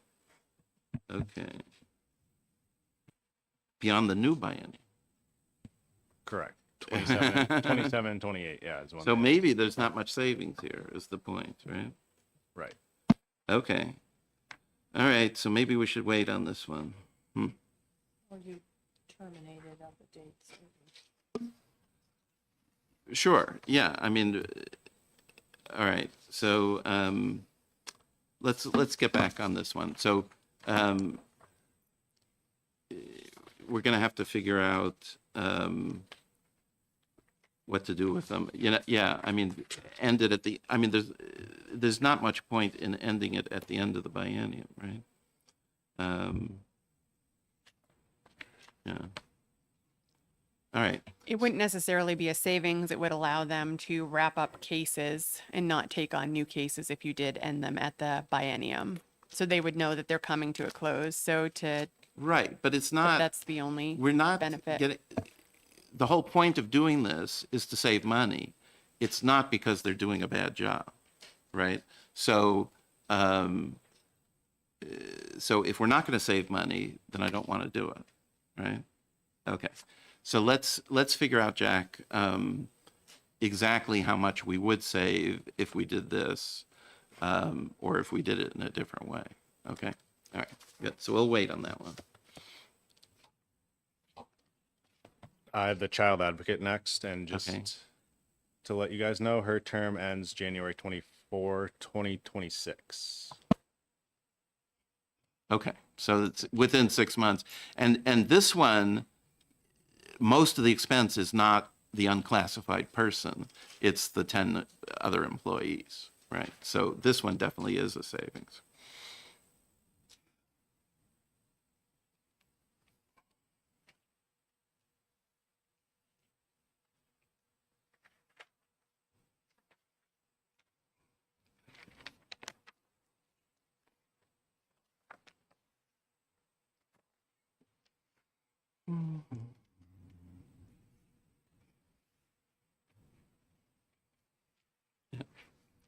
So the reason the amendment is slightly lengthy is that there's references in a few places to the Office of Child Advocate. So this is removing those references from other law. But the main thing is the repeal at the bottom of page 2. Okay. And so, and the amount of savings here for the biennium is a little greater than $2 million. Representative Ebel. Mr. Chair, considering everything that's going on in the state with YDC, with DCYF, I mean, the Office of Child Advocate was created to be an additional oversight group that is, I mean, I haven't heard that it's done a bad job or is inefficient. I mean, I understand you're seeking things to cut in order to save some money, but this one seems to me to be a very challenging decision Yeah. to make. Okay. Yes, Representative Run. Yeah, I agree. I mean, we just had a discussion an hour ago about $150 million appropriation needed to fund the YDC settlement fund. And this office, you know, it's $1 million a year. To me, we get if we can prevent future liabilities that we've seen with the YDC. Also, I see sections where she's an appeals option for people whose children have been restrained or accusations of restraint. I know we saw at least a couple bills last year on that. I think this is one of those positions, one of those offices that actually is a cost saving to us in the long run. I think it's penny wise and pound foolish to get rid of this. Okay. Anybody else? No? Okay. All right. So I guess I'll move this one just to take the heat myself. I'll move section amendment 989H and the related House Bill 1 changes. I'll second the motion. Okay. Any more discussion? No. All right. All in favor? Okay, we have 5, and opposed, we have 4. Okay, thank you very much. Okay. Next. I have one of your amendment, Representative McGuire, to add HB 60 relative to the termination of tenancies at the expiration of the tenancy or lease terms, Oh, yeah. and adding that to HB 2. Yeah. So this was one, so this is a bill we passed in the House. It's a situation that's been going on for years. And in my mind, it's one of the most ridiculous court decisions I've heard of in however many years I've been doing this. So it was House Bill, what was the number? House Bill 60. So this is basically putting House Bill 60 into the House Bill 2 to give it a little extra oomph in dealing with the Senate, because this has passed the House before and the Senate has not passed it. So we would like to put it in. But what it basically says is that two people can agree on a lease, and when the lease can have an expiration date, and when the lease expires, it expires. But right now, what the courts have said is the lease expiration is only good for the tenant and not for the landlord, right? The tenant can continue the lease even though it's expired.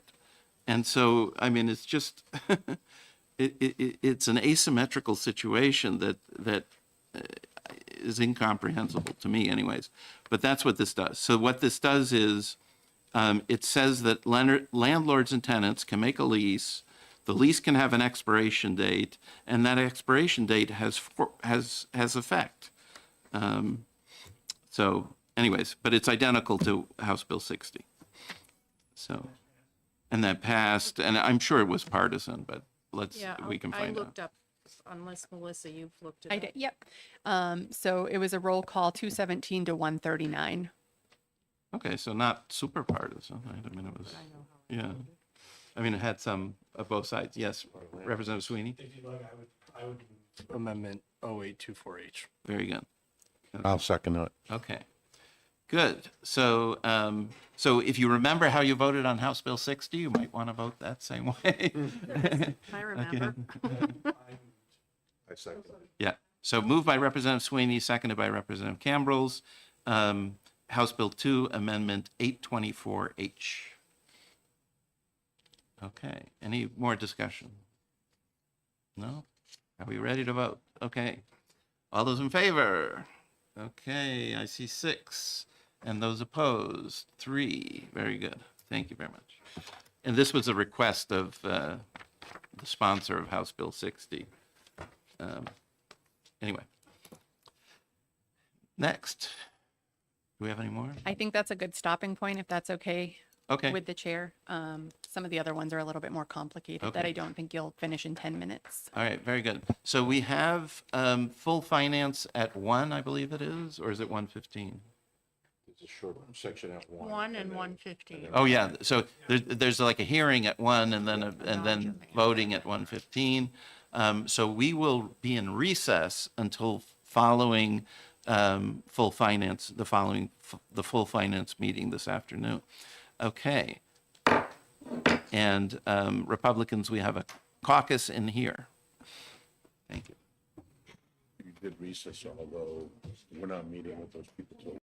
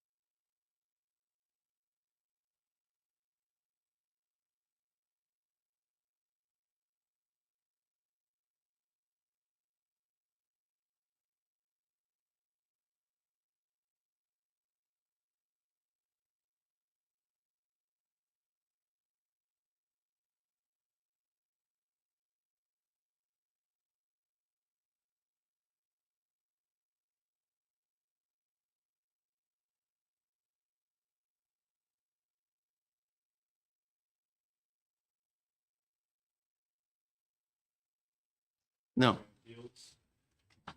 It's roughly by paying up to 2 terms. Oh, I see. So it's not that bad. Is that what we're saying? Yeah. All right.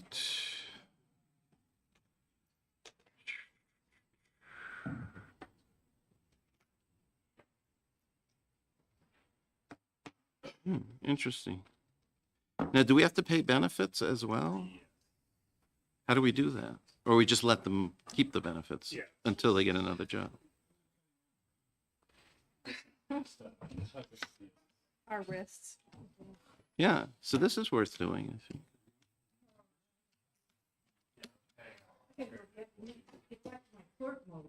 Oh, I know. Thank you for doing that. I did that last biennium. Well, I was community clerk for resources for 10 years. I actually really liked it. I used my computer. Yes, sir. Get judiciary in here, maybe talk about how we do Oh, all that stuff. We're gonna have to just keep the magistrates, maybe they take this function. okay. Well, we have a land use judge as well for this guy. I think we created the land use position. That was last time. Yeah, Yeah. yeah. So considering the Housing Board of Appeals just has like 25 or 30 cases. Oh, are they you oughta saying be able- send these two people to go work at in the No, judiciary? no, I'm not. I was following up on what. No, he no, was he's saying. talking about two different things. Okay. So, Oh, I see what you mean. so Joe, Melissa, Joe had this idea of using the magistrates in a different function in the judiciary.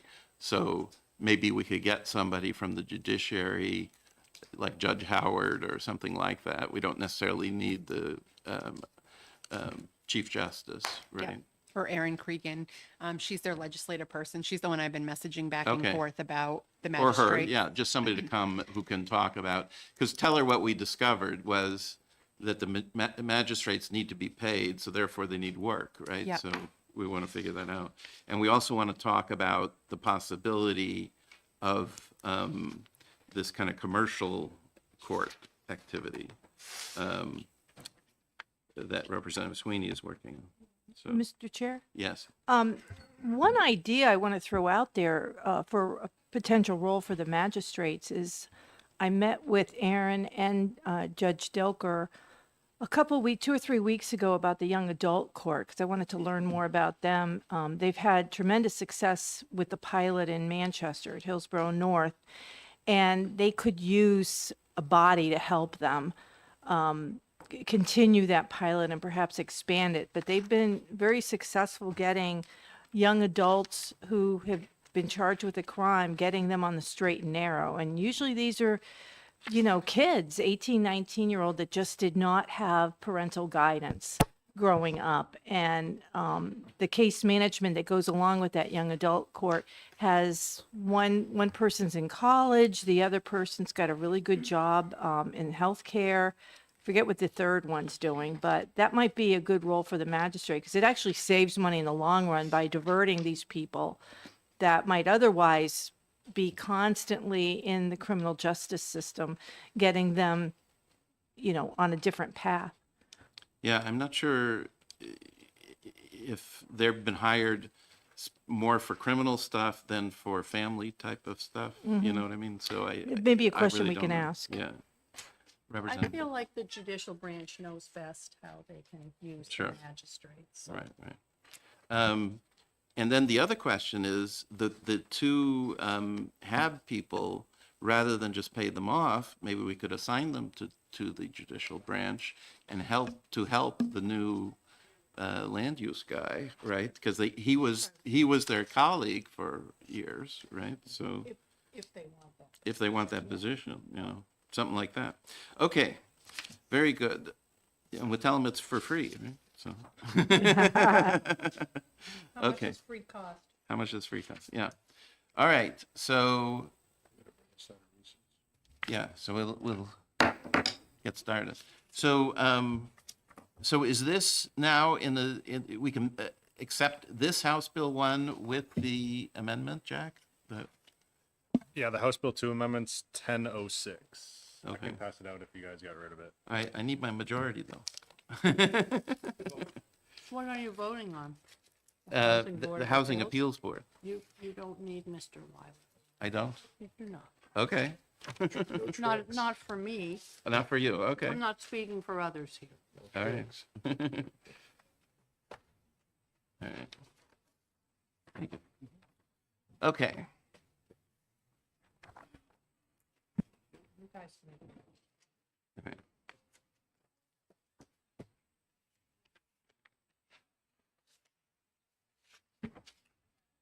So,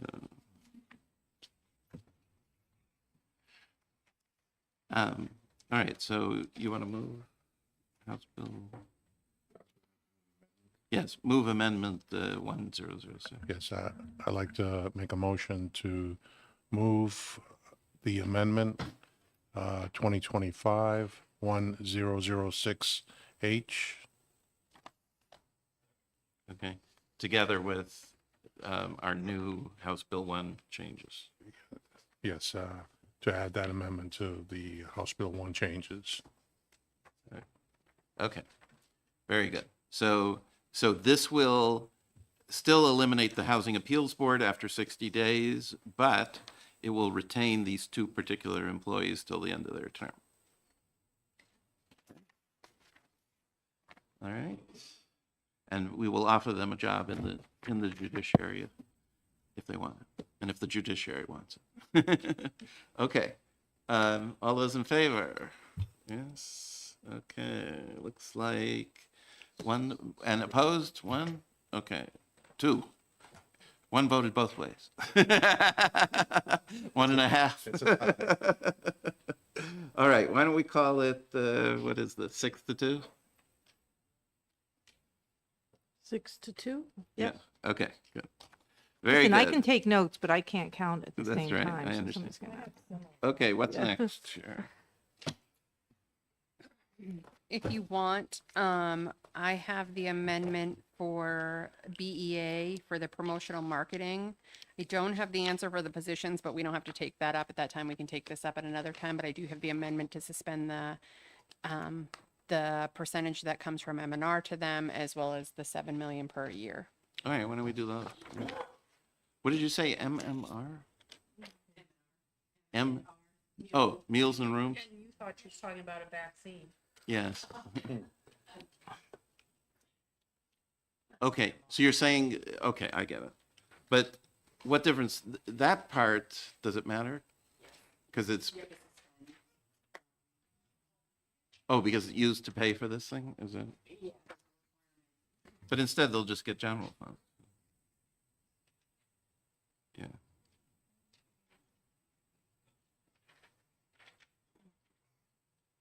Yeah, okay. All right, so this was, in my mind, a fairly easy cut of $7 million a year, which is used by the Division of Travel and Tourism for advertising. They would still have another 4.5 million a year, roughly, in their budget for a similar purpose, I believe. Yeah, let's look. It's on page. So let's see here.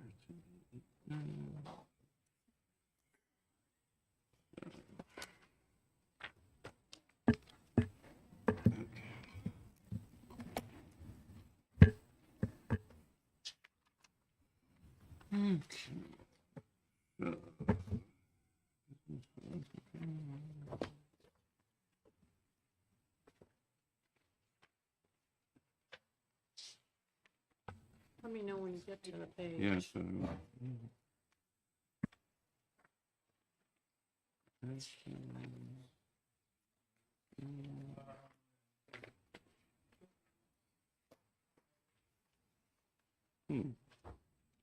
not seeing it. I'm not seeing it. Let's see. So they're on page 532. 532. Oh, yes, yeah. So this is on 532, but if you look higher, there's a class 69, which is a $4 million thing. So that's essentially the same stuff, as far as I can tell. Yes, Representative. I wasn't here for the presentation by the BEA. Did they explain the difference between those two line items? I don't think so. So, I mean, how do we, if we cut out, I believe what you're proposing is cutting out the line item at the end of, at the bottom of page 532, correct? Right. How do we know what the impact of that will be if we don't know what it covers or marketing expenses up above covers? Yeah, well, I have a feeling they can, they can use their funds as they see fit, right? I mean, we're giving them these $4 million. They can use it for whatever marketing they want to do, I think. They're not necessarily constrained. So these are two separate actions. And if you look at the bottom on page 533, you'll see expenditures in general funds is 13.7 million in 26 and 27. That's halfway down page 533. So there's two sources of funding here. What we're talking about right now is at the very bottom of 532 for promotional marketing expenses. And that's 7 million in each year. Right, but And that's his a source question of- was, is this particular accounting unit maybe TV ads and the other one is magazine ads or something like that? And maybe we're cutting out like all Oh, I TV see as what you're opposed saying. to, and keeping all magazine as opposed to you might want to do half of the half, or, you see what I mean? Yes. Yeah, so, This provision has been suspended in the past. This isn't a new item to come up. maybe they So I do it don't- this way because if they wrote 11, we would suspend all 11, right? I don't know, so. But you said it's been suspended in the past, so do we know what it covers? Just the provision that's been suspended in the past was just for the promotional money and the statute that you have in front of you. And it's just a portion. I don't have a breakout of what they spend it on. It just obviously they have it in one class line for marketing expenses. Oh, I see.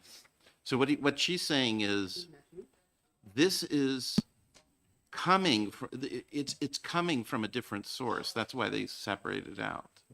It's not that it was being spent in a different way, right? It's just that this is the one that comes from the rooms and meals tax, and the other one comes directly from the general fund. I think that's what you're saying. Yes. Thank you for okay. explaining that better. Mr. Chair? Go ahead. But if we do this, the impact of this is going to be that we're going to cut the budget for tourism promotion from, what in 24 is $12 million to 26 would be $6 million. We're going to cut it in half. And yes. I know, having spoken to our local Chamber of Commerce, that, they're very concerned about that because obviously tourism is one of the big engines that drives our economy. Yeah. Representative Campbell. Yeah, thank you, Mr. Chair. Our state is already saturated. When you look at the vacancy rates during ski season or leaf peeping season, you can't find a hotel anywhere. The state is very well, recognized as a tourism spot. So I think given the fiscal crisis we're in right now, this is an easy cut. For me anyway, it's an easy cut. And they still have 4 million, so they can do something with that. Representative Run. A question, Mr. Chair. Is this the same unit as the small business agency? Because, so it's not like we can transfer money to put funds back in that small business line that was cut?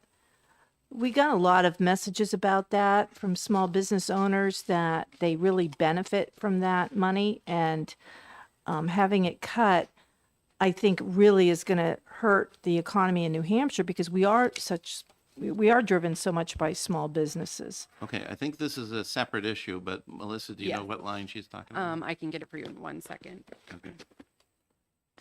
Because this cut would be more palatable palatable to me if I knew that we were still supporting the businesses in the state, the small business, which many, I mean, when you look at travel and tourism, many of the the beneficiaries of the spending we do in marketing are small businesses. So by funding that agency, it might enable those small businesses to do their own marketing communications for travel and tourism. So the line you're referencing, that's on page 530 at the very top, 1456 Small Business Development Center. And you'll see it's currently funded at 215 per year for 26 so and it's 27. This, as I recall, this is like the only cut we saw in this whole budget, or pretty close to it. Yeah. But I'm not sure they're really all that related. Anyways, Representative Abel, did you want to? Well, I mean, I guess as far as the line items, I'm not sure how related they are, but you remember when BEA was here, I commented that we were looking at this particular line with the $7 million, and I said, well, if we took 500,000 from this line and gave 500,000 more to bring up the SBDC to what they had been before, how much is that an add or two? And they just kind of shrugged. So, and you remember we talked about the ROI for the SBDC, how it was just huge. And they made a very, I thought, impassioned case for why we should fund them. I mean, we've also been inundated with emails about them. And I also just recently spoke to Jason Stock from the Timber Land Owners Association, and he similarly was asking for funding. Yeah. All right, Representative Campbell. Thank you, Mr. Chair. Yes, I would agree with Representative Ebel. I'd be very much likely to, if we cut this 7 million out and later toward the end we find that we have room to give back, I would be inclined to give some of that money back to the small business development and, and fund them fully. But we got to have the 7 million out though. Okay. Representative Munn. I mean, I think one of the things, one of the ironies is that one of the reasons we're struggling with this budget is because, business taxes have come down, are not coming in where we thought. And by cutting out this money that helps promote New Hampshire as a tourism location, it's going to end up hurting small businesses in New Hampshire, which is going to further reduce our business profit, our business taxes. So, it's the irony is just kind of inescapable to me. All right. Do we need to find Ken, or are we okay on this? Mr. Chair, is it possible to reduce that $7 million cut to accommodate the Small Business Development Center? It isn't. We're going to need everything we can get. Yeah. And then Do you want to go find Ken? before we start giving back. Okay. Okay. And the other issue too is, well, a couple of points I want to make is, one is every dollar you spend on promotion, you make like $7 or $8 back. So are we cutting off our nose to spite our face? Yeah, those kind of numbers I'm skeptical of. So we have our visitors here. Maybe we should table this for the moment and talk to them about what they came to talk about, right? So some open DES issues, right? Welcome, Commissioner. Oh, he's coming? Okay, here he is. We take the vote. Oh, wait, we'll take the vote. Fine. So who moved this? You did? I'll make a motion to accept the amendment to HB 1 2025-1015H.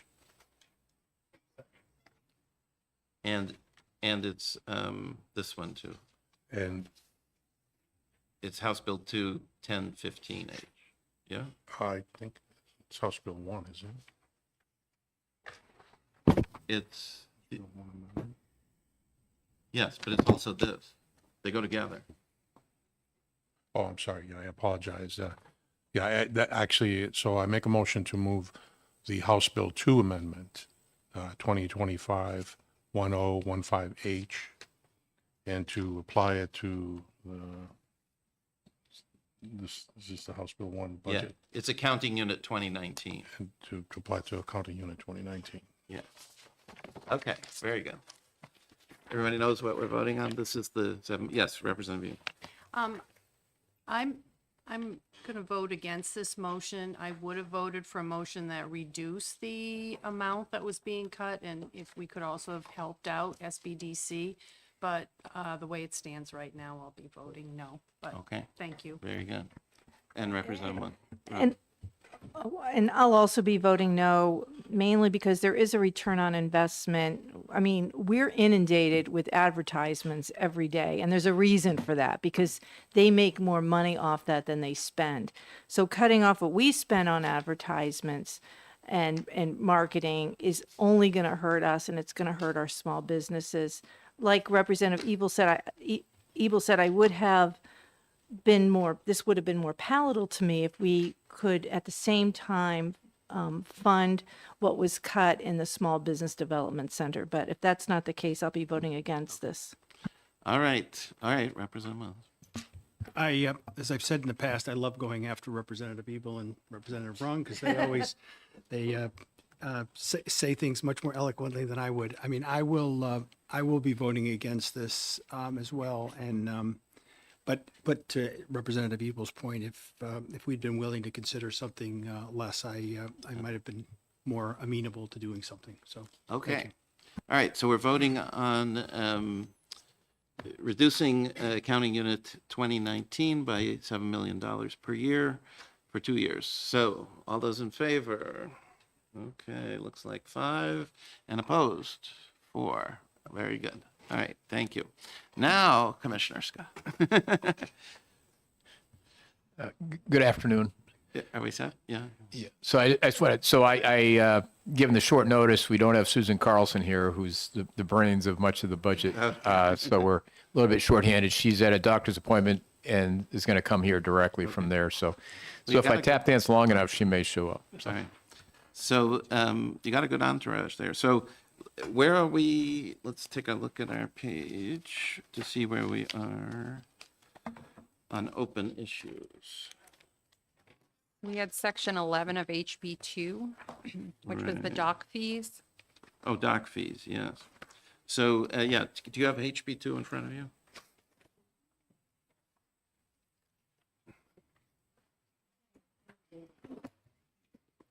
We are on page 9.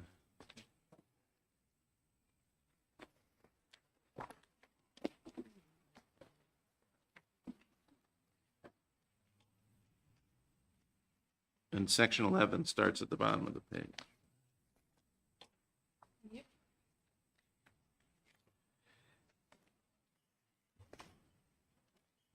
So this is, the question was, what, these fees, do you charge them if anytime somebody repairs their dock? And even if it's a floating dock and not a permanent dock? So if I could, I'll introduce Phil Trowbridge. Runs that section. So he runs, anyways, I don't know, redo I think he's talked before, but Okay, I think he sure. can address that. And I think Representative Rung had asked some questions at an earlier hearing he could address too regarding docks and Right. and You can private use property. that microphone if you prefer it. Good afternoon. For the record, Phil Trowbridge, Manager of Land Resources. So there's a number of different ways that we handle dock fees and permitting. In the first instance, there's a statutory exemption for dock permitting in RSA 42A.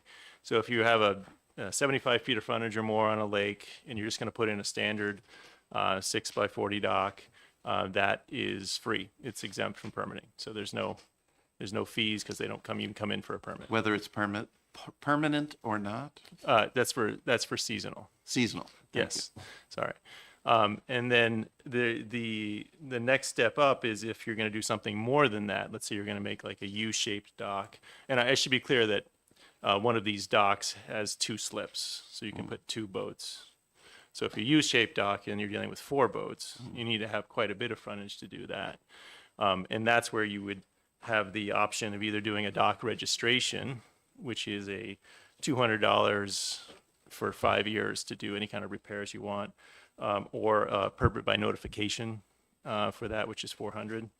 And then you can increase as you go up in scale. There's a charge per foot of dock. So it can, and then obviously when you get to a permanent dock, then there's a higher charge per foot. So the question we received was kind of like, how much fee revenue do you receive from seasonal docks? And it's hard for us to pull that out. We did a quick work in our database.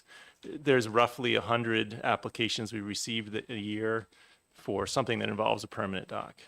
But that could be, a repair of something on the structure, on the shoreline. They have a permanent dock. They've just mentioned that in their application. So the most revenue we'd receive for this type of application is around $50,000 per year.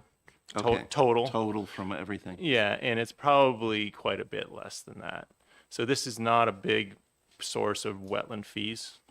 And we do have these exemptions for the average homeowner, which is why it's in statute of if you have a piece of frontage, you're going to do a seasonal dock, you really aren't even coming in and talking to us.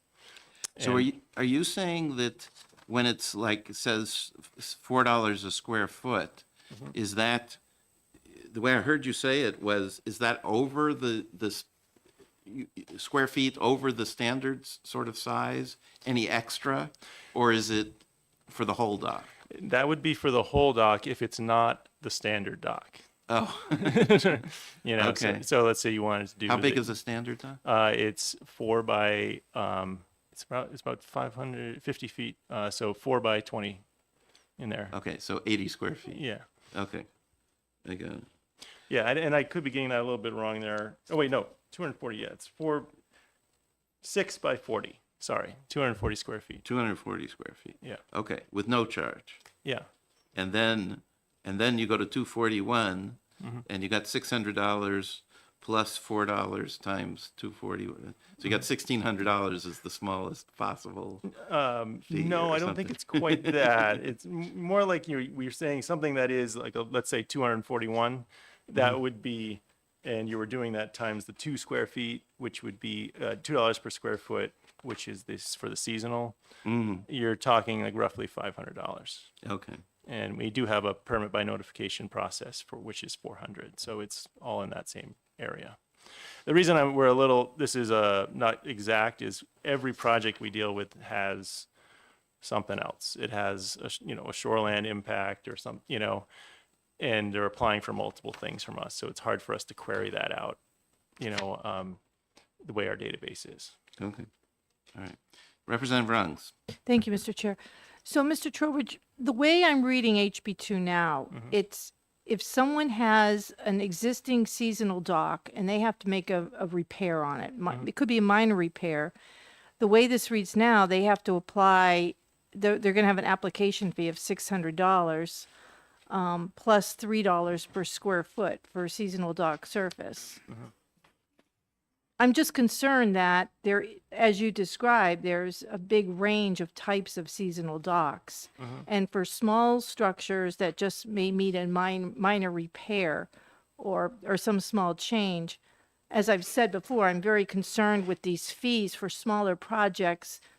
It may incentivize people to go off permit and do something on their own, and it may be causing more trouble than the assurances we want through the permit that they're not causing an environmental damage.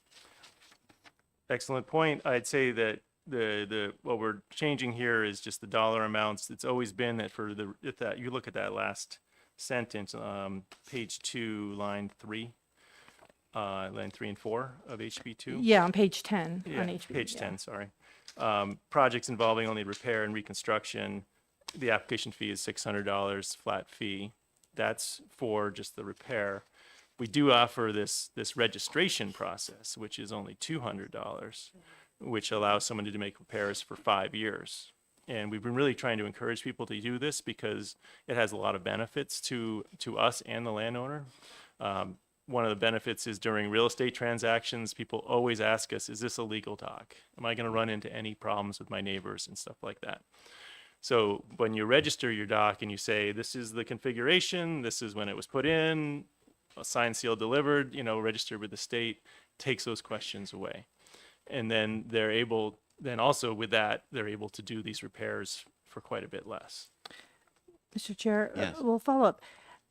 I'm still a little concerned about that because we're really not delineating in this section the differences between a seasonal dock and a permanent dock. A seasonal dock is only in, I think the RSA has it for like May through May up through September. Right. It's very limited in how long it can be in the water. And so the impact of that on our waterways is quite different than a permanent dock. And yet there's no financial difference between the permitting of either of those. I think I understand now. And this is when I spoke to our shoreland program, they made this point to me, which is that we don't ever see people coming in for applications to repair a seasonal dock because they do that out of the water. So it's not, we don't have a lot of, there's no need to put for it here because if it is a seasonal dock that you can remove, it's just coming out, they're fixing it on land and then they're putting it in. They don't need to come to us at all. So what would you think if we amended that sentence so existing permanent docking structure? I mean, As far as the permit, if they're not seeking a permit because they're doing the repair, reconstruction out of the water, for Well, project, because right here, we're not really distinguishing that those repairs are done out of the water. So what would you say after the word configuration of and insert, or after existing, insert the word permanent? my only concern with that is the reconfiguration word, because let's say someone is, significantly changing the way the dock is. That's different than repair or reconstruction. Do you see that on seasonal docks, the reconstruction or reconfiguration? We don't see that on the permitting side. We see that a lot on the compliance side. Which is where someone has come in and expanded the dock or added a whole bunch of slips, and then we really need this to say you did that without a permit. Okay, what about, let's make a deal here. So if I took out the word, had a separate thing for reconfiguration or reconfiguration of a seasonal dock. So, this part of HB2 would, for projects involving only the repair, reconstruction, or reconfiguration of existing permanent docks or the reconfiguration of seasonal docks, the application shall be $600. Yeah, we could do something like that. I don't think that would be affect our our operations. Okay, and that makes me a little more comfortable with this because I want our statutes to reflect what reality, but also I don't want people to look at this and say, what, I'm replacing 2 boards on my seasonal dock and I have to get a 6. It just develops this culture where non-compliance is acceptable. Yeah. It kind of gives people a reason not to do things legally. So- Absolutely, and as we've discussed, one of the things I think would help all of this is just, the permitting reforms that we're working on to speed up permitting, and helps applicants, but it also helps my staff. And they can be out in the field a little bit more and have a bit more of a presence to be helpful with, for overall compliance. Okay. So, Mr. Chair, would you mind if I worked with Yes, you can. staff on an Sure. amendment? Thank you. Okay. All right. Thank you. Representative Griffin had a question here. Would you like to? Yeah, there's likely to be some deep cuts across the board where we're looking at crazy money, like the best part of $1 billion. So my question is, if we give you a number, do you want to pick the accounts? Or would you prefer we just put the number in the back of your budget and you figure out how to manage it? That's probably for me, Phil, I think.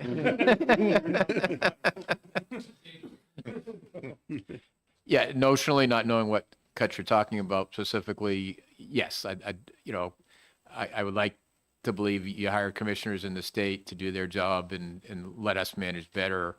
Not that I don't believe in the wisdom of the legislature here, but I think if we have to make cuts, we would do it,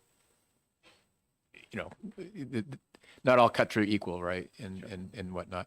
Having said that, again, it is what it is.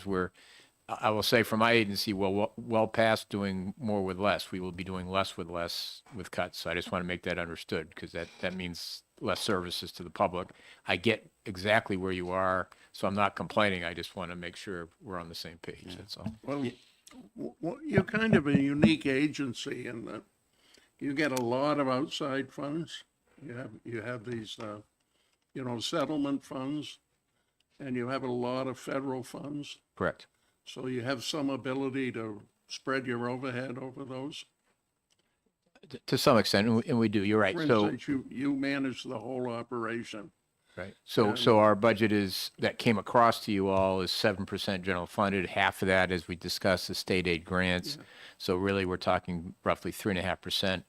So it would make more sense if we come up with a number and you come up with how you manage that. In that world, but just understand, a lot of the federal funds have strings attached. So for instance, I can't use federal funds to do something unrelated to where they were put. So that, again, that may mean we say, okay, we're not going to do this function anymore. Yeah. I understand. We're just trying to make it as easy as we can for the departments. Sure. Because and I'm well aware if you have we to make tough start- decisions. If we start cutting line items, we're apt to hit the wrong ones. Hit that the way- artery instead of the vein But or we something got like a that. Okay. constitution that says we Representative- can't spend more than we got. And that way you can blame me if somebody doesn't have it. But I tell you, I feel lazy when we do this kind of thing. And I know in Division 3, they're planning to do this in a big way, but we try to avoid it. Anyways, Representative Wynn. Were you in the agency in 2011? Yes. I didn't like the action that was taken. So we cut back everybody. It was a big cut that year, 10%. And everybody got a cut.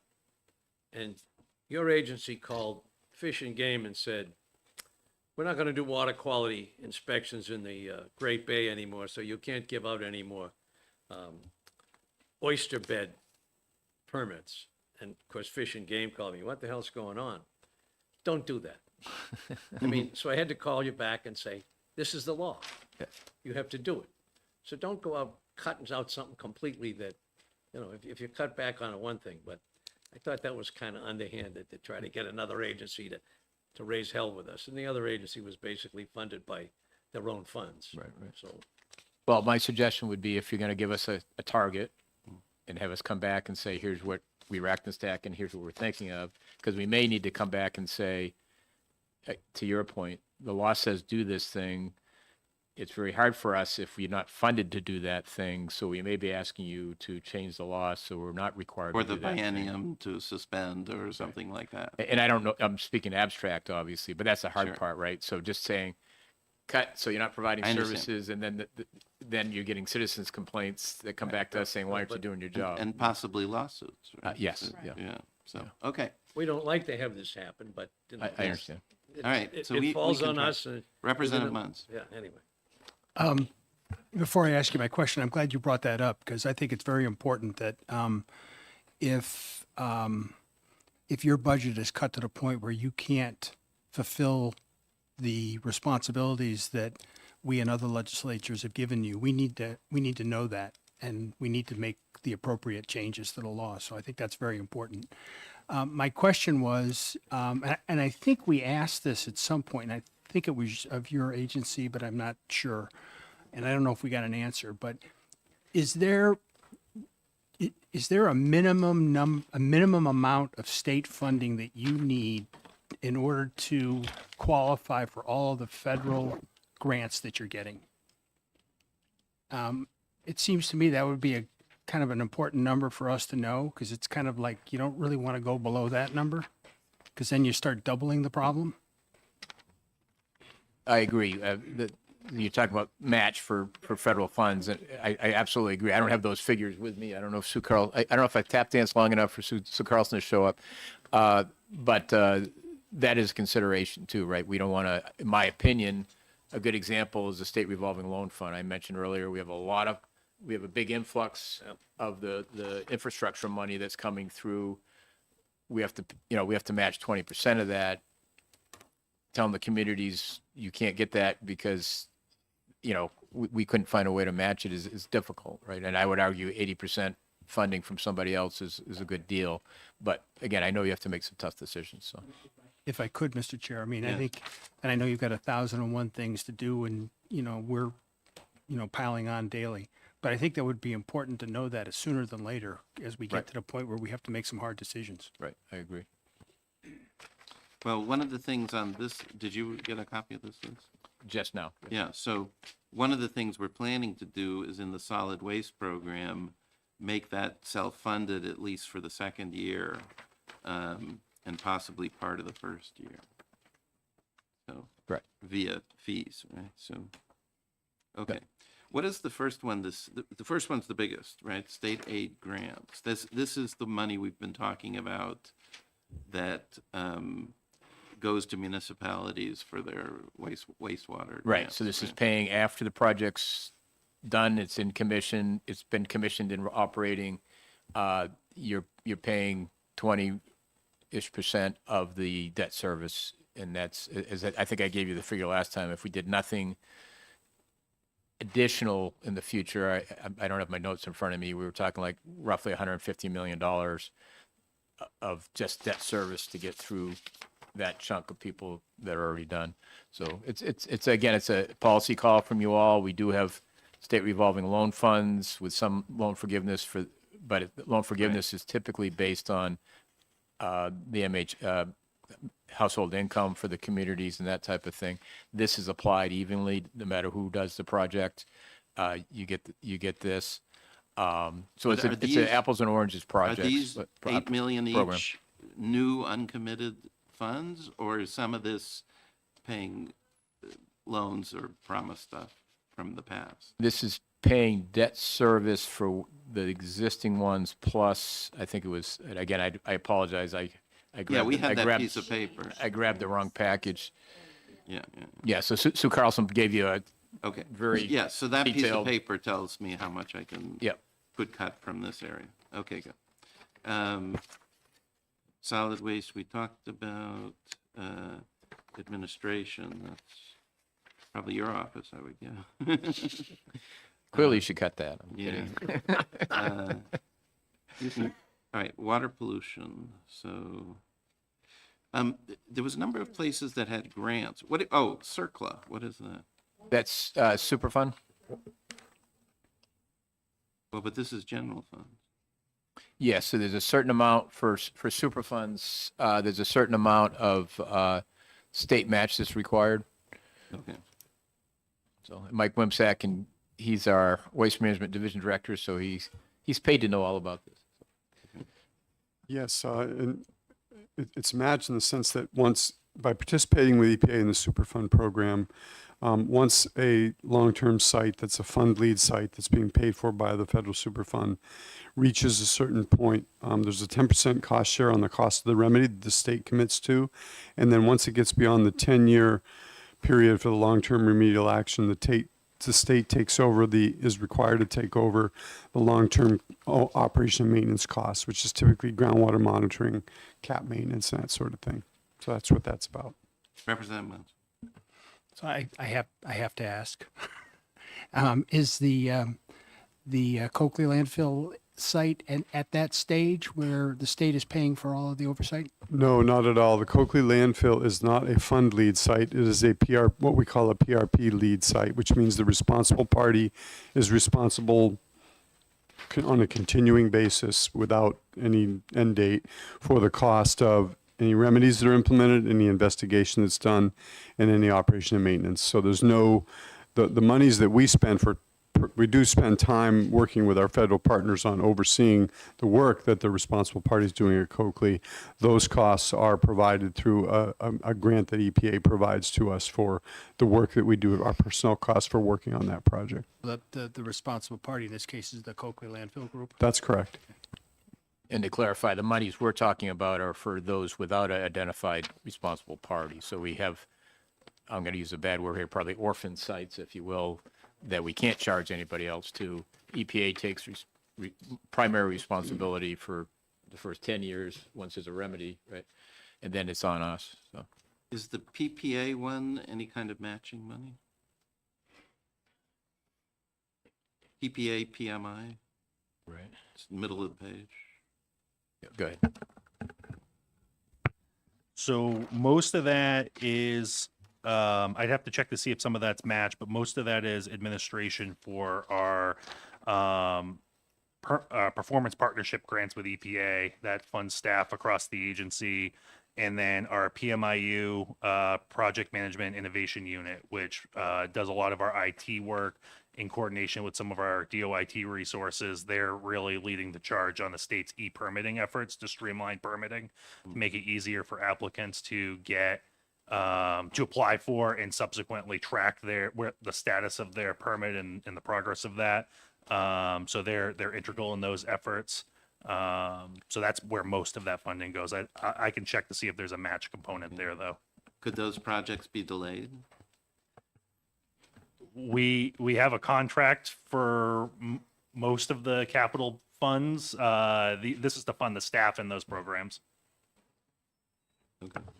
So we, just Right, to elaborate on that, we do get federal funds. The PPA is Performance Partnership Agreement, so that's with the EPA, and we get federal funds. We can verify, but I believe this is actually matching those funds. Yeah, I believe it's the staff that we're paying for the staff time, and that helps match those funds. I'll just get I'll get the split for that. Representative Brown.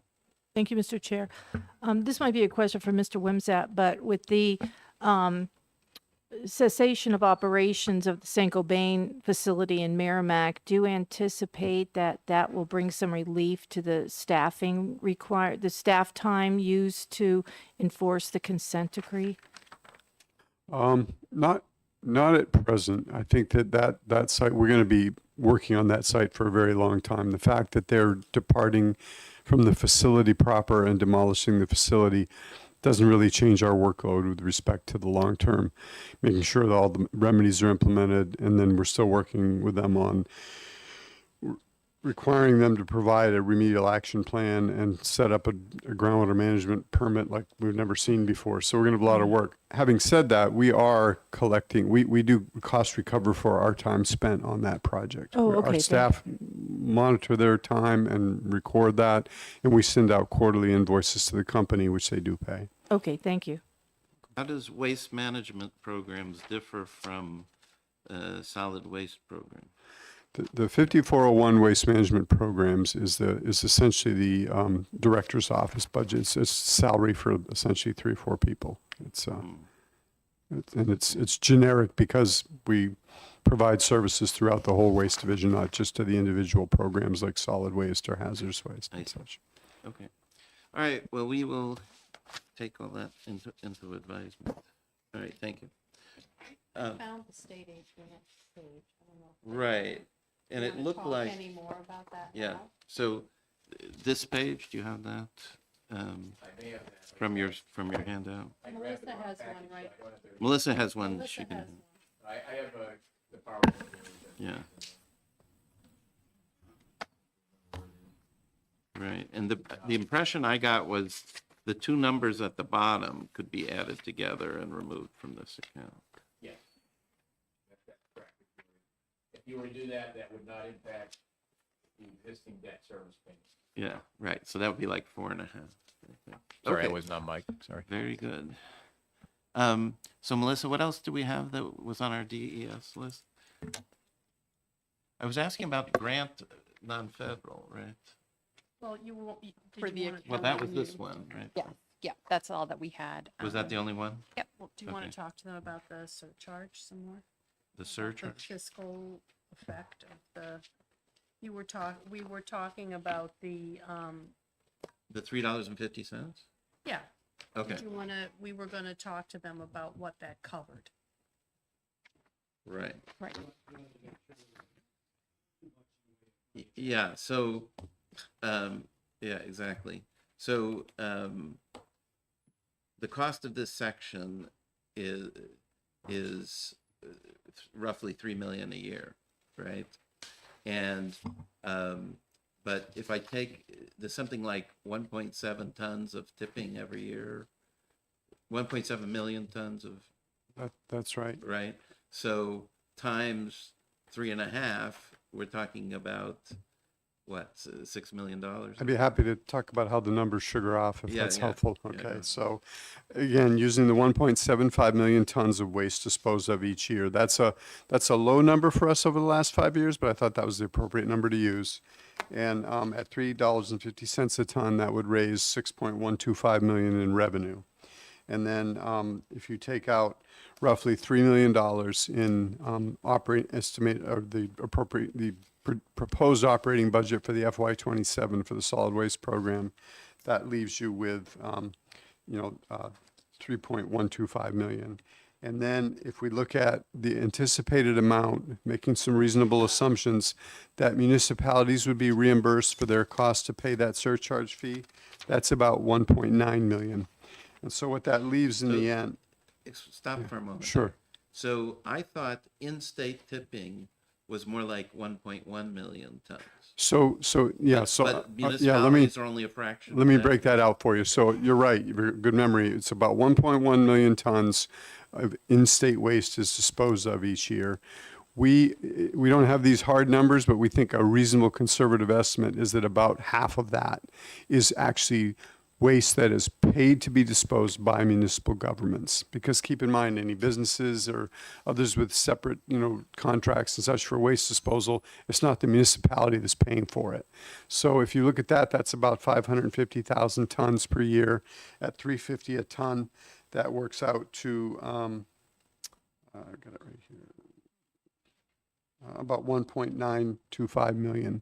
So we would reimburse municipalities that amount, and then that would leave, and then if we assume it's probably about $200,000 in really round numbers, probably a high number, but in round numbers, $200,000 a year to administer it, because we need a person they're going to be collecting this and also administering the reimbursements and a grant program. So if you leave that out, you're basically in round numbers, you're left with $1 million at the end of the year from your revenues minus those expenditures that you would then use for the third purpose, which is to make grants to municipalities, to businesses, anybody who's going to propose to do something that would advance waste technology and waste management that's not disposal, to try to meet the legislatively imposed goal of reducing overall amount of waste disposed each year. So are we talking recycling or? It could be recycling. It could, in the case of food waste, which is a significant tonnage actually of the waste disposed of because it's very heavy. Then you're talking about advancing composting operations and anaerobic digestion facilities that are sort of more sophisticated and can handle a lot of different types of food wastes. And are you doing these kind of grants now or? We have money that was appropriated, and we are in the process of writing rules to administer a grant program. It's our anticipation that we would get those rules written by the end of the calendar year and be going out with our first solicitations for grants in the new year. And how much money have you saved to do that? Well, we have right now in our we had budgeted money that carried forward from 23 of $500,000. So when we go out with the solicitation in the new calendar year, we would expect to be making about $500,000 available for grants. I see. So you're planning to increase this? That's correct. This would, I'm sorry, that was the intent of my bill originally, was to make an appropriation into the Solid Waste Management Fund for the grant program. Because part of it was, you remember last time we put in 2 million, it was cut to 1 million. And if you want to save landfill, I mean, I thought that was sort of what the House had thought about. Of course, those were different times fiscally. But the idea is, if we don't want to build new landfills, if we want to preserve landfill capacity, we can have these grant programs that can help further that process. And businesses are quite interested in the option. And you also may remember that when we did this originally, and this was now Senator Pearl's recommendation, we prioritized food waste diversion because it's 25 to 30% by weight of what goes into our landfills. And I would, just to add, I would say that the actions that we took in the last biennium, creating this fund, but also, you know, putting a real emphasis on food waste has, I think, sparked around the state a lot more interest in composting to our benefit. And just, I think it would be a really good program to continue. Other questions on this area? Representative Rowe. Here she is. Not in this area, Mr. Chair. Are we going to talk to DS about section 158? That's the relative to water pollution and waste disposal. Are we finished with this? Because I had one other question. Yeah, go ahead. That you and I had talked about, or we had talked about. We were wondering how soon you could get the rules together to put this program, this whole Yeah, thing, if we do the surcharge together. Yeah, Because- yes. Yeah, the chair was what we're hoping we talking could do a year and a half instead of Yeah. a year. Thank you for the question. We've been working on that this afternoon since we got contacted by Melissa. And we were already pretty, we were being ambitious. We were actually saying we'd have rules made by January 1 so that we could implement the fee starting January 1 of 26. The way that the collection is structured, that if we do that, and I think we can do that, we would collect a first payment. Payments can be due quarterly. So the first quarterly payment for the first calendar quarter there, January to March of 26, would be due April 30th. That would be the only revenue that we would actually receive in FY 26, because the next quarter's revenue would be due July 30th. Or July 31st. So what we are anticipating is that, in having discussed it, with that first quarterly payment coming in, that would likely be on the order of about $1.5 million. We think that we could commit to taking 1 quarter of FY26 off of general funds and using that revenue in part to pay for that. And that would be essentially about $750,000. So we think we could pay for 1 quarter of FY26 at a total value of about $750K. So 3/4 of general funds and 5/4 of this. Correct, exactly. Okay, fine. That's right. Very good. Representative Muntz. Not to get too much into the detail, but why April 30th? Why not March 30th? And then you could do 2 quarters. Because we're billing quarterly, you need time to know how much you spend. If you, on March 31st, you paid, and then you need a little time. Okay, good. So Representative Rung, we already accepted section 158. Okay. All right. Anything else? Yep, just in the accounting unit, you guys had questions on what the federal non-grant funding was in the accounting unit that we were just talking about. I think it's 5402. What's that? 5402. What about it? The grants in 5402, grants. which is the solid waste program, are the only grants that the grant line is grants made to, already committed to, matching grants for landfill closure to municipalities. We've administered that program for a few decades now. It's a sinking fund, if you will. There's very few left. It's a small amount of money, but we're continuing to make those debt payments, contributions to the towns that we committed to in the past. Those are already committed funds. Very good. Okay. Anything else on the list, Melissa?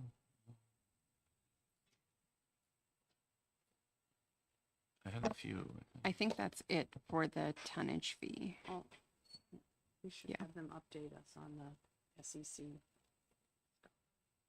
Well, I spoke to Representative Aaron, and she said they weren't quite ready yet.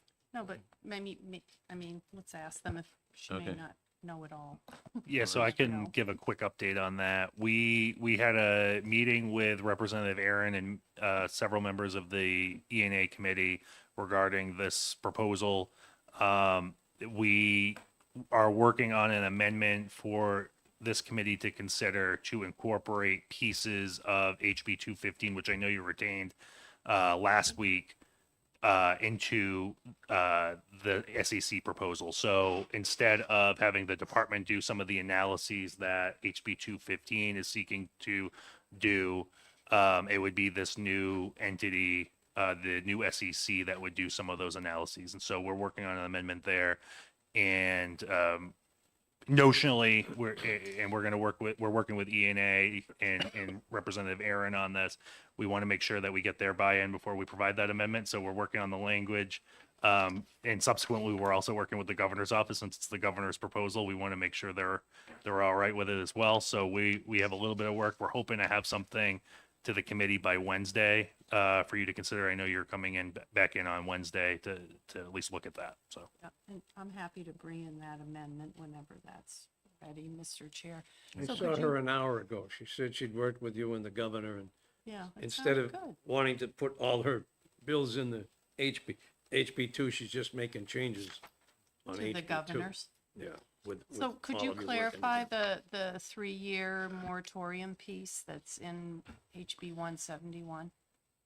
yeah, absolutely. So in HB 171, that is a moratorium on landfills specifically. The governor's proposal proposes to do a one-year moratorium on large transfer stations. We're defining what a solid waste disposal facility is. It's anything over 100,000 tons of throughput, and it would have a moratorium on landfills, but also large transfer stations and several other types of waste disposal or waste management type activities that meet that threshold for at least 1 year or until the SEC develops rules, whichever is later. As many of you know, sometimes it can take more time to develop rules, so we wanted to give them a little bit of an opportunity to do so. And so those are really the two differences. What we've talked to the committee notionally about is still retaining the 1-year moratorium on everything, but adopting a 3-year moratorium on landfills. So bifurcating it and having that reflected in the language. Okay. Did we talk about accounting unit 7428 DWG Trust? That drinking water trust. That's the Drinking Water Groundwater Trust Fund. Okay. So that one, are those new grants or that's, The grants, the grant appropriations in the budget are designed for the Drinking Water Groundwater Trust Fund Advisory Commission to administer its annual program of making grants to drinking water systems, mostly drinking water systems, for improvements either to their infrastructure or to address contamination issues. And that whole trust fund was created through the verdict money that was obtained in the lawsuit regarding MTBE against ExxonMobil. That's how that whole trust fund was created. And the legislature acted as that, when that money was anticipated to come in, the legislature voted to create the Drinking Water and Groundwater Trust Fund and gave it very specific purposes and actions that it could take. so was that money required by the agreement to be used in a certain way or no? No, that was the settlement money was in that category, but this money was basically a verdict, and as such, the legislature made a very before the money even arrived, the legislature voted to make sure that all of it would be deposited. They created the Drinking Water and Groundwater Trust Fund, and then voted to ensure that money was deposited to that fund. Okay. So we could, if we wanted to, use this for some of your other activities. I believe that it would require the trust fund statute to be amended in order to do that. That's Here we right. are. That's right. The statute, which you could change because you're the right body, requires the monies to be used for drinking water projects. Right. Okay. But, I mean, you have people work on drinking water, right? So. All right, let me ask about two others. Brownfields RLF repayments, accounting unit 2018. Yes, that's it. That account is a repayment account. So when we got years ago and a few times over, we received federal grants to establish a brownfields cleanup revolving loan fund, which we use to lend to developers of sites who need money to finance a cleanup in order to redevelop the site. It's all federal money that's been lent.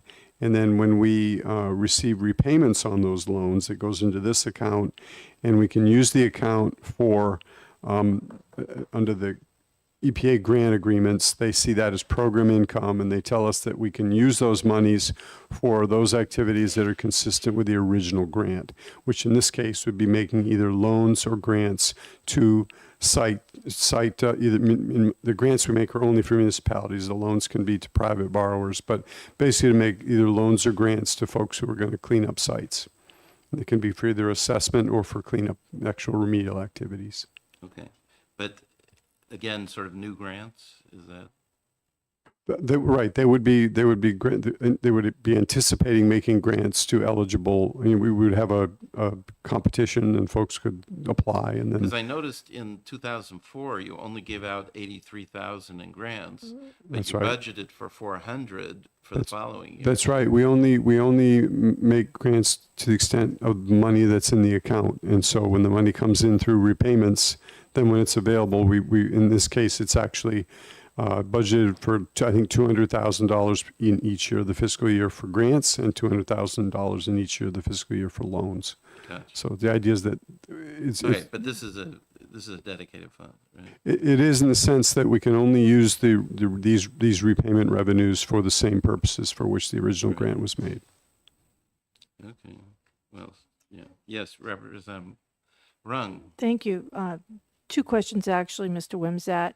The brownfields, would Mohawk Tannery site in Nashua be under that program? Mohawk Tannery is a very special example. The developers of that site are actually planning to participate in our Brownfields Covenant program, but that's not a Brownfields grant. We've not made a Brownfields grant to that site. Okay. No, go ahead. It has received a substantial amount of committed funds from the federal government, from US EPA, Okay. because it's a site that was originally proposed for the national priority list and then was never listed because the town decided that the city of Nashua decided they didn't want to support listing it. It's in the Superfund program, but it's in kind of this limbo. And EPA, where it's still in there, several years ago decided that it would be consistent with their program's mission to put significant federal money to that site to assist a private developer in coming in and doing the cleanup and redeveloping the site. Because if the site languishes and just ends up somehow someday again coming back for an NPL listing, there'll be a lot more federal and public money spent on it. So the idea of this was they saw their way clear to provide funding. And actually, it has to be said, the city of Nashua has put funding towards the project, and the state has put funding towards the project in terms of ARPA funds. So that's a big site, but it's unlike any other that we're administering. Okay, and then just one more thing. So the Merrimack Metal site in Merrimack, that was in Circle. That was a Superfund site. When it comes off, does it stay as a brownfield site? Merrimack Industrial Metals is not actually a Superfund site. It received some funding for study under what we call the CERCLA pre-remedial program, meaning before it goes into the NPL program. It's never been, as far as I know, never been proposed for listing on the NPL. Okay, I was in a meeting about a year and a half about that, so I wasn't really sure of its Superfund status, but would that qualify for I'm using that as an example of what Sure. might qualify for the Brownfields grant. For Brownfields grant, if a party who didn't have any pre-existing liability, so a new third party came in and wanted to purchase the site, and they wanted to do some investigation or cleanup in order to redevelop the site in some meaningful way, if they were a nonprofit or a municipality and nonprofit were involved in that process, the municipality or the nonprofit could be eligible for a Brownfields grant. Oh, okay, thank you. Sure. Okay. Well, there's two more I wanted to ask about. 5392 Hazardous Waste Cleanup Fund, $250,000 a year. Right. The Hazardous Waste Cleanup Fund is a fund that is funded by a number of revenue sources, one of which is the hazardous waste generator fee. So when a generator generates waste at a manufacturing facility and has to ship it off site for disposal, they pay a fee of 6 cents a pound into the state for that. There's some other less significant revenue sources that also contribute to the fund.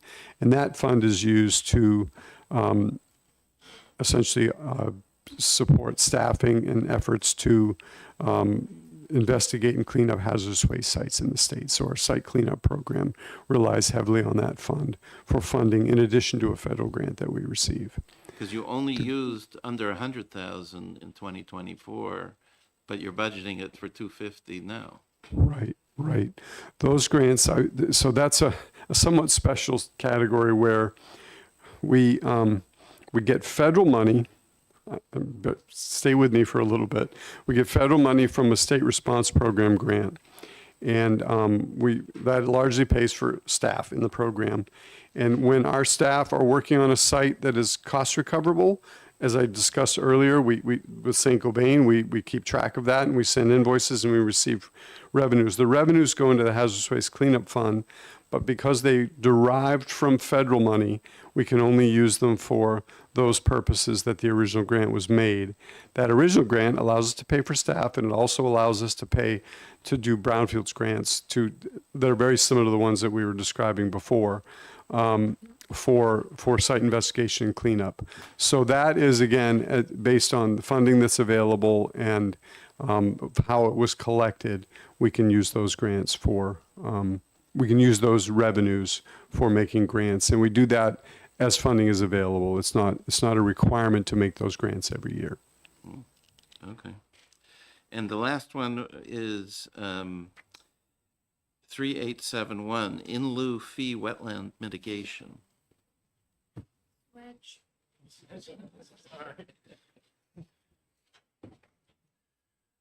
Okay, so 3871 is the in lieu fee program for wetlands. This is a dedicated fund for wetlands restoration. It's dedicated based on RSA 42A 29. It's limited to the restoration of wetlands and streams, et cetera. It's also, the reason for that is because it's we have an agreement with the U.S. Army Corps to use these funds only to offset the impacts from our wetlands permitting program.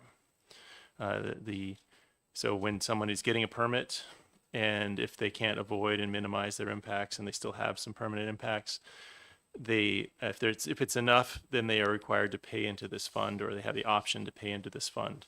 And then we use those monies to give grants to land trusts and also other watershed organizations to do restoration to restore an equal amount of wetlands as was impacted. The goal, you've heard of the no net loss goal at the federal level. That's what we're being held to by the Army Corps. And so we have a whole program with them where, we permit a certain amount of projects a year with so much impact. They're looking at it on the other side of us. How many credits are you generating with the money you've received in the grants you're making? So it's part of a state federal permitting requirement under the Army Corps. And if I could, I would argue, so the monies that go in there are paid by people developing something. My guess is they'd have a dim view of the legislature taking that out of there because it allows them to do the project, and if it's not there, they wouldn't be allowed to do the project. So I just, if I were one of them, I would say that probably. So yeah, it's really is the grease in the gears of permitting, which allows us to get to yes on our permitting decisions, because otherwise we'd be held to the standard of each applicant would need to find a project in that area that exactly offsets their impacts, which we've all learned is extremely difficult. So who does the grant money go to? It's a variety of people. Their land trusts have received a fair amount of money for land preservation. That's not the priority now. The Army Corps is really making it their highest priority is that we are restoring wetlands. So some of the projects are dam removals, and in those would be often to a municipality or some organization that can handle the money, and then they're going to hire consultants and contractors to do the work. It's a whole variety, but it's the goal is to do the restoration work. So how does removing a dam help someone? So we have wetland impacts and we also have stream impacts. Those are the two main categories that happen. If it's, a wetland, you're talking about a square foot of impact. And if it's a stream, you're talking about a linear foot of impact. So when you do a dam removal, you're mitigating a huge amount of stream impacts because you're making the river free flowing. You're often removing an impoundment. Sometimes these impoundments were a wetland to begin with, and when you're restoring it back to a wetland that's more natural, you're getting wetland credits there too. These are some of our best bang for buck restoration projects because they always work. And when you're restoring the hydrology, you're not in a case where you're wondering if it's going to work, and they generate a lot of credits. I see. Okay. Representative Evil. Well, I was just going to say, it needs to be said that wetlands have great value to our ecosystem. I mean, it's not like it's something that is unimportant.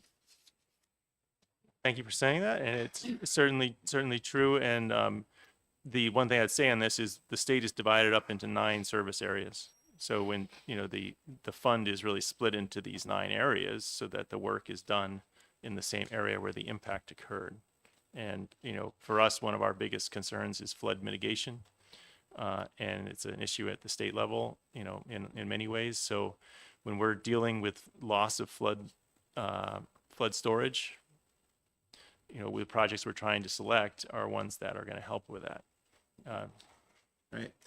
Any other questions? for I mean, I don't Representative have a question. I just, when Mr. Wimsatt was talking, I just need to comment again that cutting things that counteract hazardous waste pollution or, surplus Superfund sites or are protecting drinking water or groundwater. This is public health. This isn't like cutting a tourist advertising budget. This is a really important, it's a really important role. So I would just encourage some trepidation in slashing a lot of the stuff. I mean, I know the Drinking Water Trust Fund, let's face it, it started out with because of MTBE pollution, right? Groundwater. And I know there's PFAS pollution related money in there. I mean, we have kind of a legacy of some pretty bad pollution here. So I just want to give a cautionary note. Okay. And Mr. Chair, if I could. Yes, if go I- Director Wimsatt whispered in my ear, he wanted to correct some statements he made about that last fund. I think he's thinking household hazardous waste collection. But before you do that, I was also just curious, if you don't mind. So one of the earlier times we were here, we gave you a list of, here's where we could supplement with fees and all Oh, yeah, that. we I was wanna just do curious that. where you were on that. So do we have a day for this, Melissa? I was thinking Wednesday. Wednesday? Okay. Okay. Um, That works. when, you mean, Like this day after Wednesday. tomorrow? Yeah, the day after Yes, tomorrow, okay. this week. Okay. So that's when we want to do that. We'll Do make you want sure- to schedule a particular time for your part? Is that what you want to do? No, I just wanted to find out if you're going to discuss it and when. So if it's Wednesday, if you can give us a rough time frame, we'll make sure the Yeah, team's available. Work it out with Melissa. Yeah, Yep. sure. Thank you. But yes, we want to think about that. I mean, you already had these other little ones, the Right. dock stuff. But here's more. Right, Correct. But there's lots more. Yeah. Correct. Go ahead. Thank you. Just a brief correction. When you asked me about the 5392 grants, I misspoke. Those were not for brownfields grants. Those are actually budgeted for making household hazardous waste grants to municipalities that hold household hazardous waste collection events. We make matching grants for that. And also used oil grants, which go largely to municipalities to help them more safely collect used oil or to burn it safely if they're using a used oil burner. So I just want to make sure whenever I talk to you, I always want to make sure I'm giving you the most accurate So information. so that's not a revolving fund or something? That's just grants from general funds? No, the Household Hazardous Waste Cleanup Fund is, Household Hazardous Waste Collection. grants are made from, if that's the cleanup fund, I guess I don't understand why it would be general funds. It's not general funds at all. I didn't think so. Okay. It's those fees. Yeah, I guess, I'm sorry, guess that's why I'm confused. Those are not general fund grants. Those are all made from our hazardous waste cleanup fund. Okay. Which is stuff you got from finding people that, It's large, the largest single source of revenue is from that hazardous waste generation fee that I mentioned to you, where the I mean, believe it or not, there's about 10 million pounds of hazardous waste that's generated in the state each year. And unless it's going to be recycled in some fashion, it's feed at the rate of 6 cents a pound. So those fees they send quarterly reports in and pay to DES, and those fees are deposited into the hazardous waste cleanup fund. is this one of the fees we're going to be Yeah, talking I was about? just gonna say, I'm looking at the list. That's It is one of the indeed. fees. And it's one of those, yeah. Okay, but again, this particular program, you haven't been using the money very well, right? Because in 2004, only $95,000 compared to We had you some have a lot more available. We have some personnel vacancies. That is a small portion of what that fund pays for, but we have some vacancies that meant we were not getting as many of those grants out the door. I see. Yeah. Go ahead.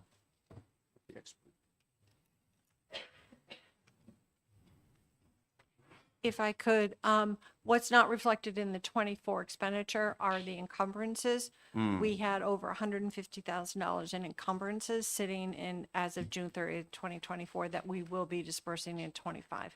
I So see. it's a bit of a delay. So it's chasing your tail a little Yes. bit. Okay, very good. Okay, any other questions while we're here? No? See, I think we're tired.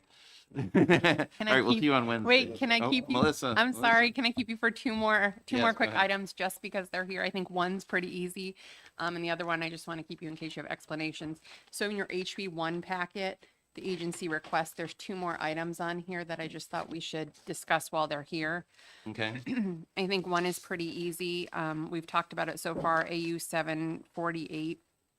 hold on Yeah, a it's the second. drinking water trust fund. They're asking that to be non-lapsing for the biennium ending June 30th, 2027.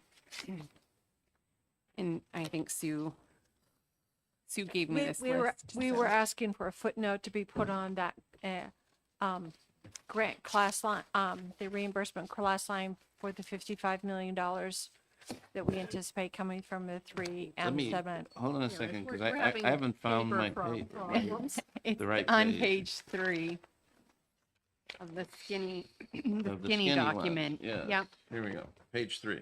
I may look on. Okay, yeah. So the last two, Yep. the ones we didn't check off yet? Yep. Okay, very good.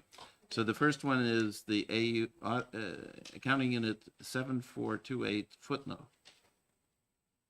Is that it? Yes, Yes. that's correct. Okay. So I see a bunch of zeros. So what is this doing? Make Basically, it non-lapsing. yes. And if it lapsed, how much would we lapse? Well, it technically isn't lapsing.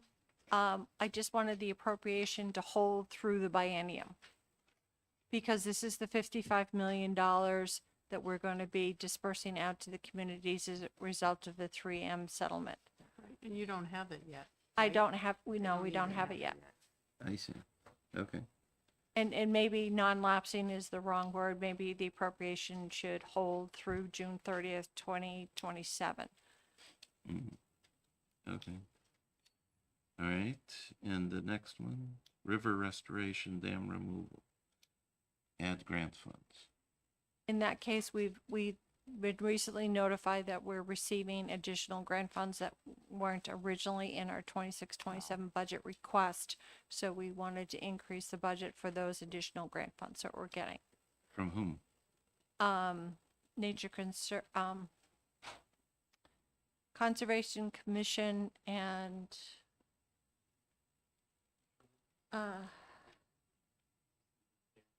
the dam, yes. Yeah, I'm sorry, no, they're from two private, conservation groups, and I'm sorry, I don't have the, It doesn't. I mean, I'm okay with these.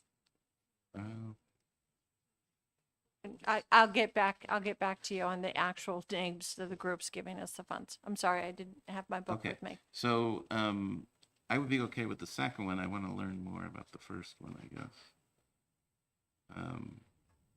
Just so I can give maybe a little bit, Yeah. just say it a different way for that other one. I think Sue's concern is that that money is going to come in, and before they're able to disperse any of it, 27 is going to happen, and she's not sure if it would carry from 26 to 27, just depending on timing, because it's a new settlement money.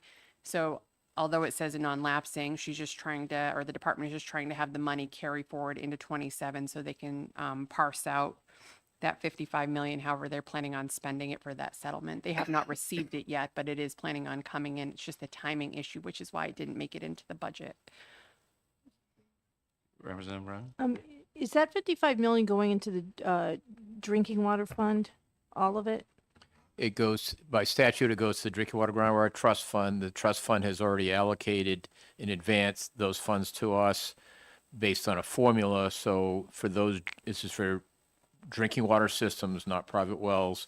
So those drinking water systems that have had expenditures caused by contamination of PFAS would be proportionally, the monies would be proportionally distributed based on their expenditures. So this would be, you don't know when you would be dispersing from that fund. Okay, I got you. So this is part of a federal settlement, and we're waiting for the court. The court has said, yes, this is happening, but the exact formula and the disbursement has not yet happened yet. I mean, there are also strings attached to the money. It's not like you can use it to pave roads or something. The first one. I mean, that's what, because he's wondering about the lapsing part, but it's for Right. very specific purpose. Yeah, so this is a federal As part court of the saying, here's what you legal need to do with it, settlement. yes. Okay. All right, shall we approve these two items? Yeah, I'd move that they both be approved. okay. Okay, I'll second the motion. all right, so Representative Evil moves, Representative Kimbrell seconds that we approve these last two items in our House Bill 1 list for Department of Environmental Services. All those in favor? Yes, looks unanimous, very good. All right, thank you, guys. Anything else? Melissa? That's it. Now I'll Do you need leave you anything alone. else from them on the surcharge, or did you need more? Which surcharge? specific- The waste disposal surcharge. Um, Did you need more information? No, I guess Okay, not. I mean, okay. I might want to, can we maybe make it slightly smaller? I don't know.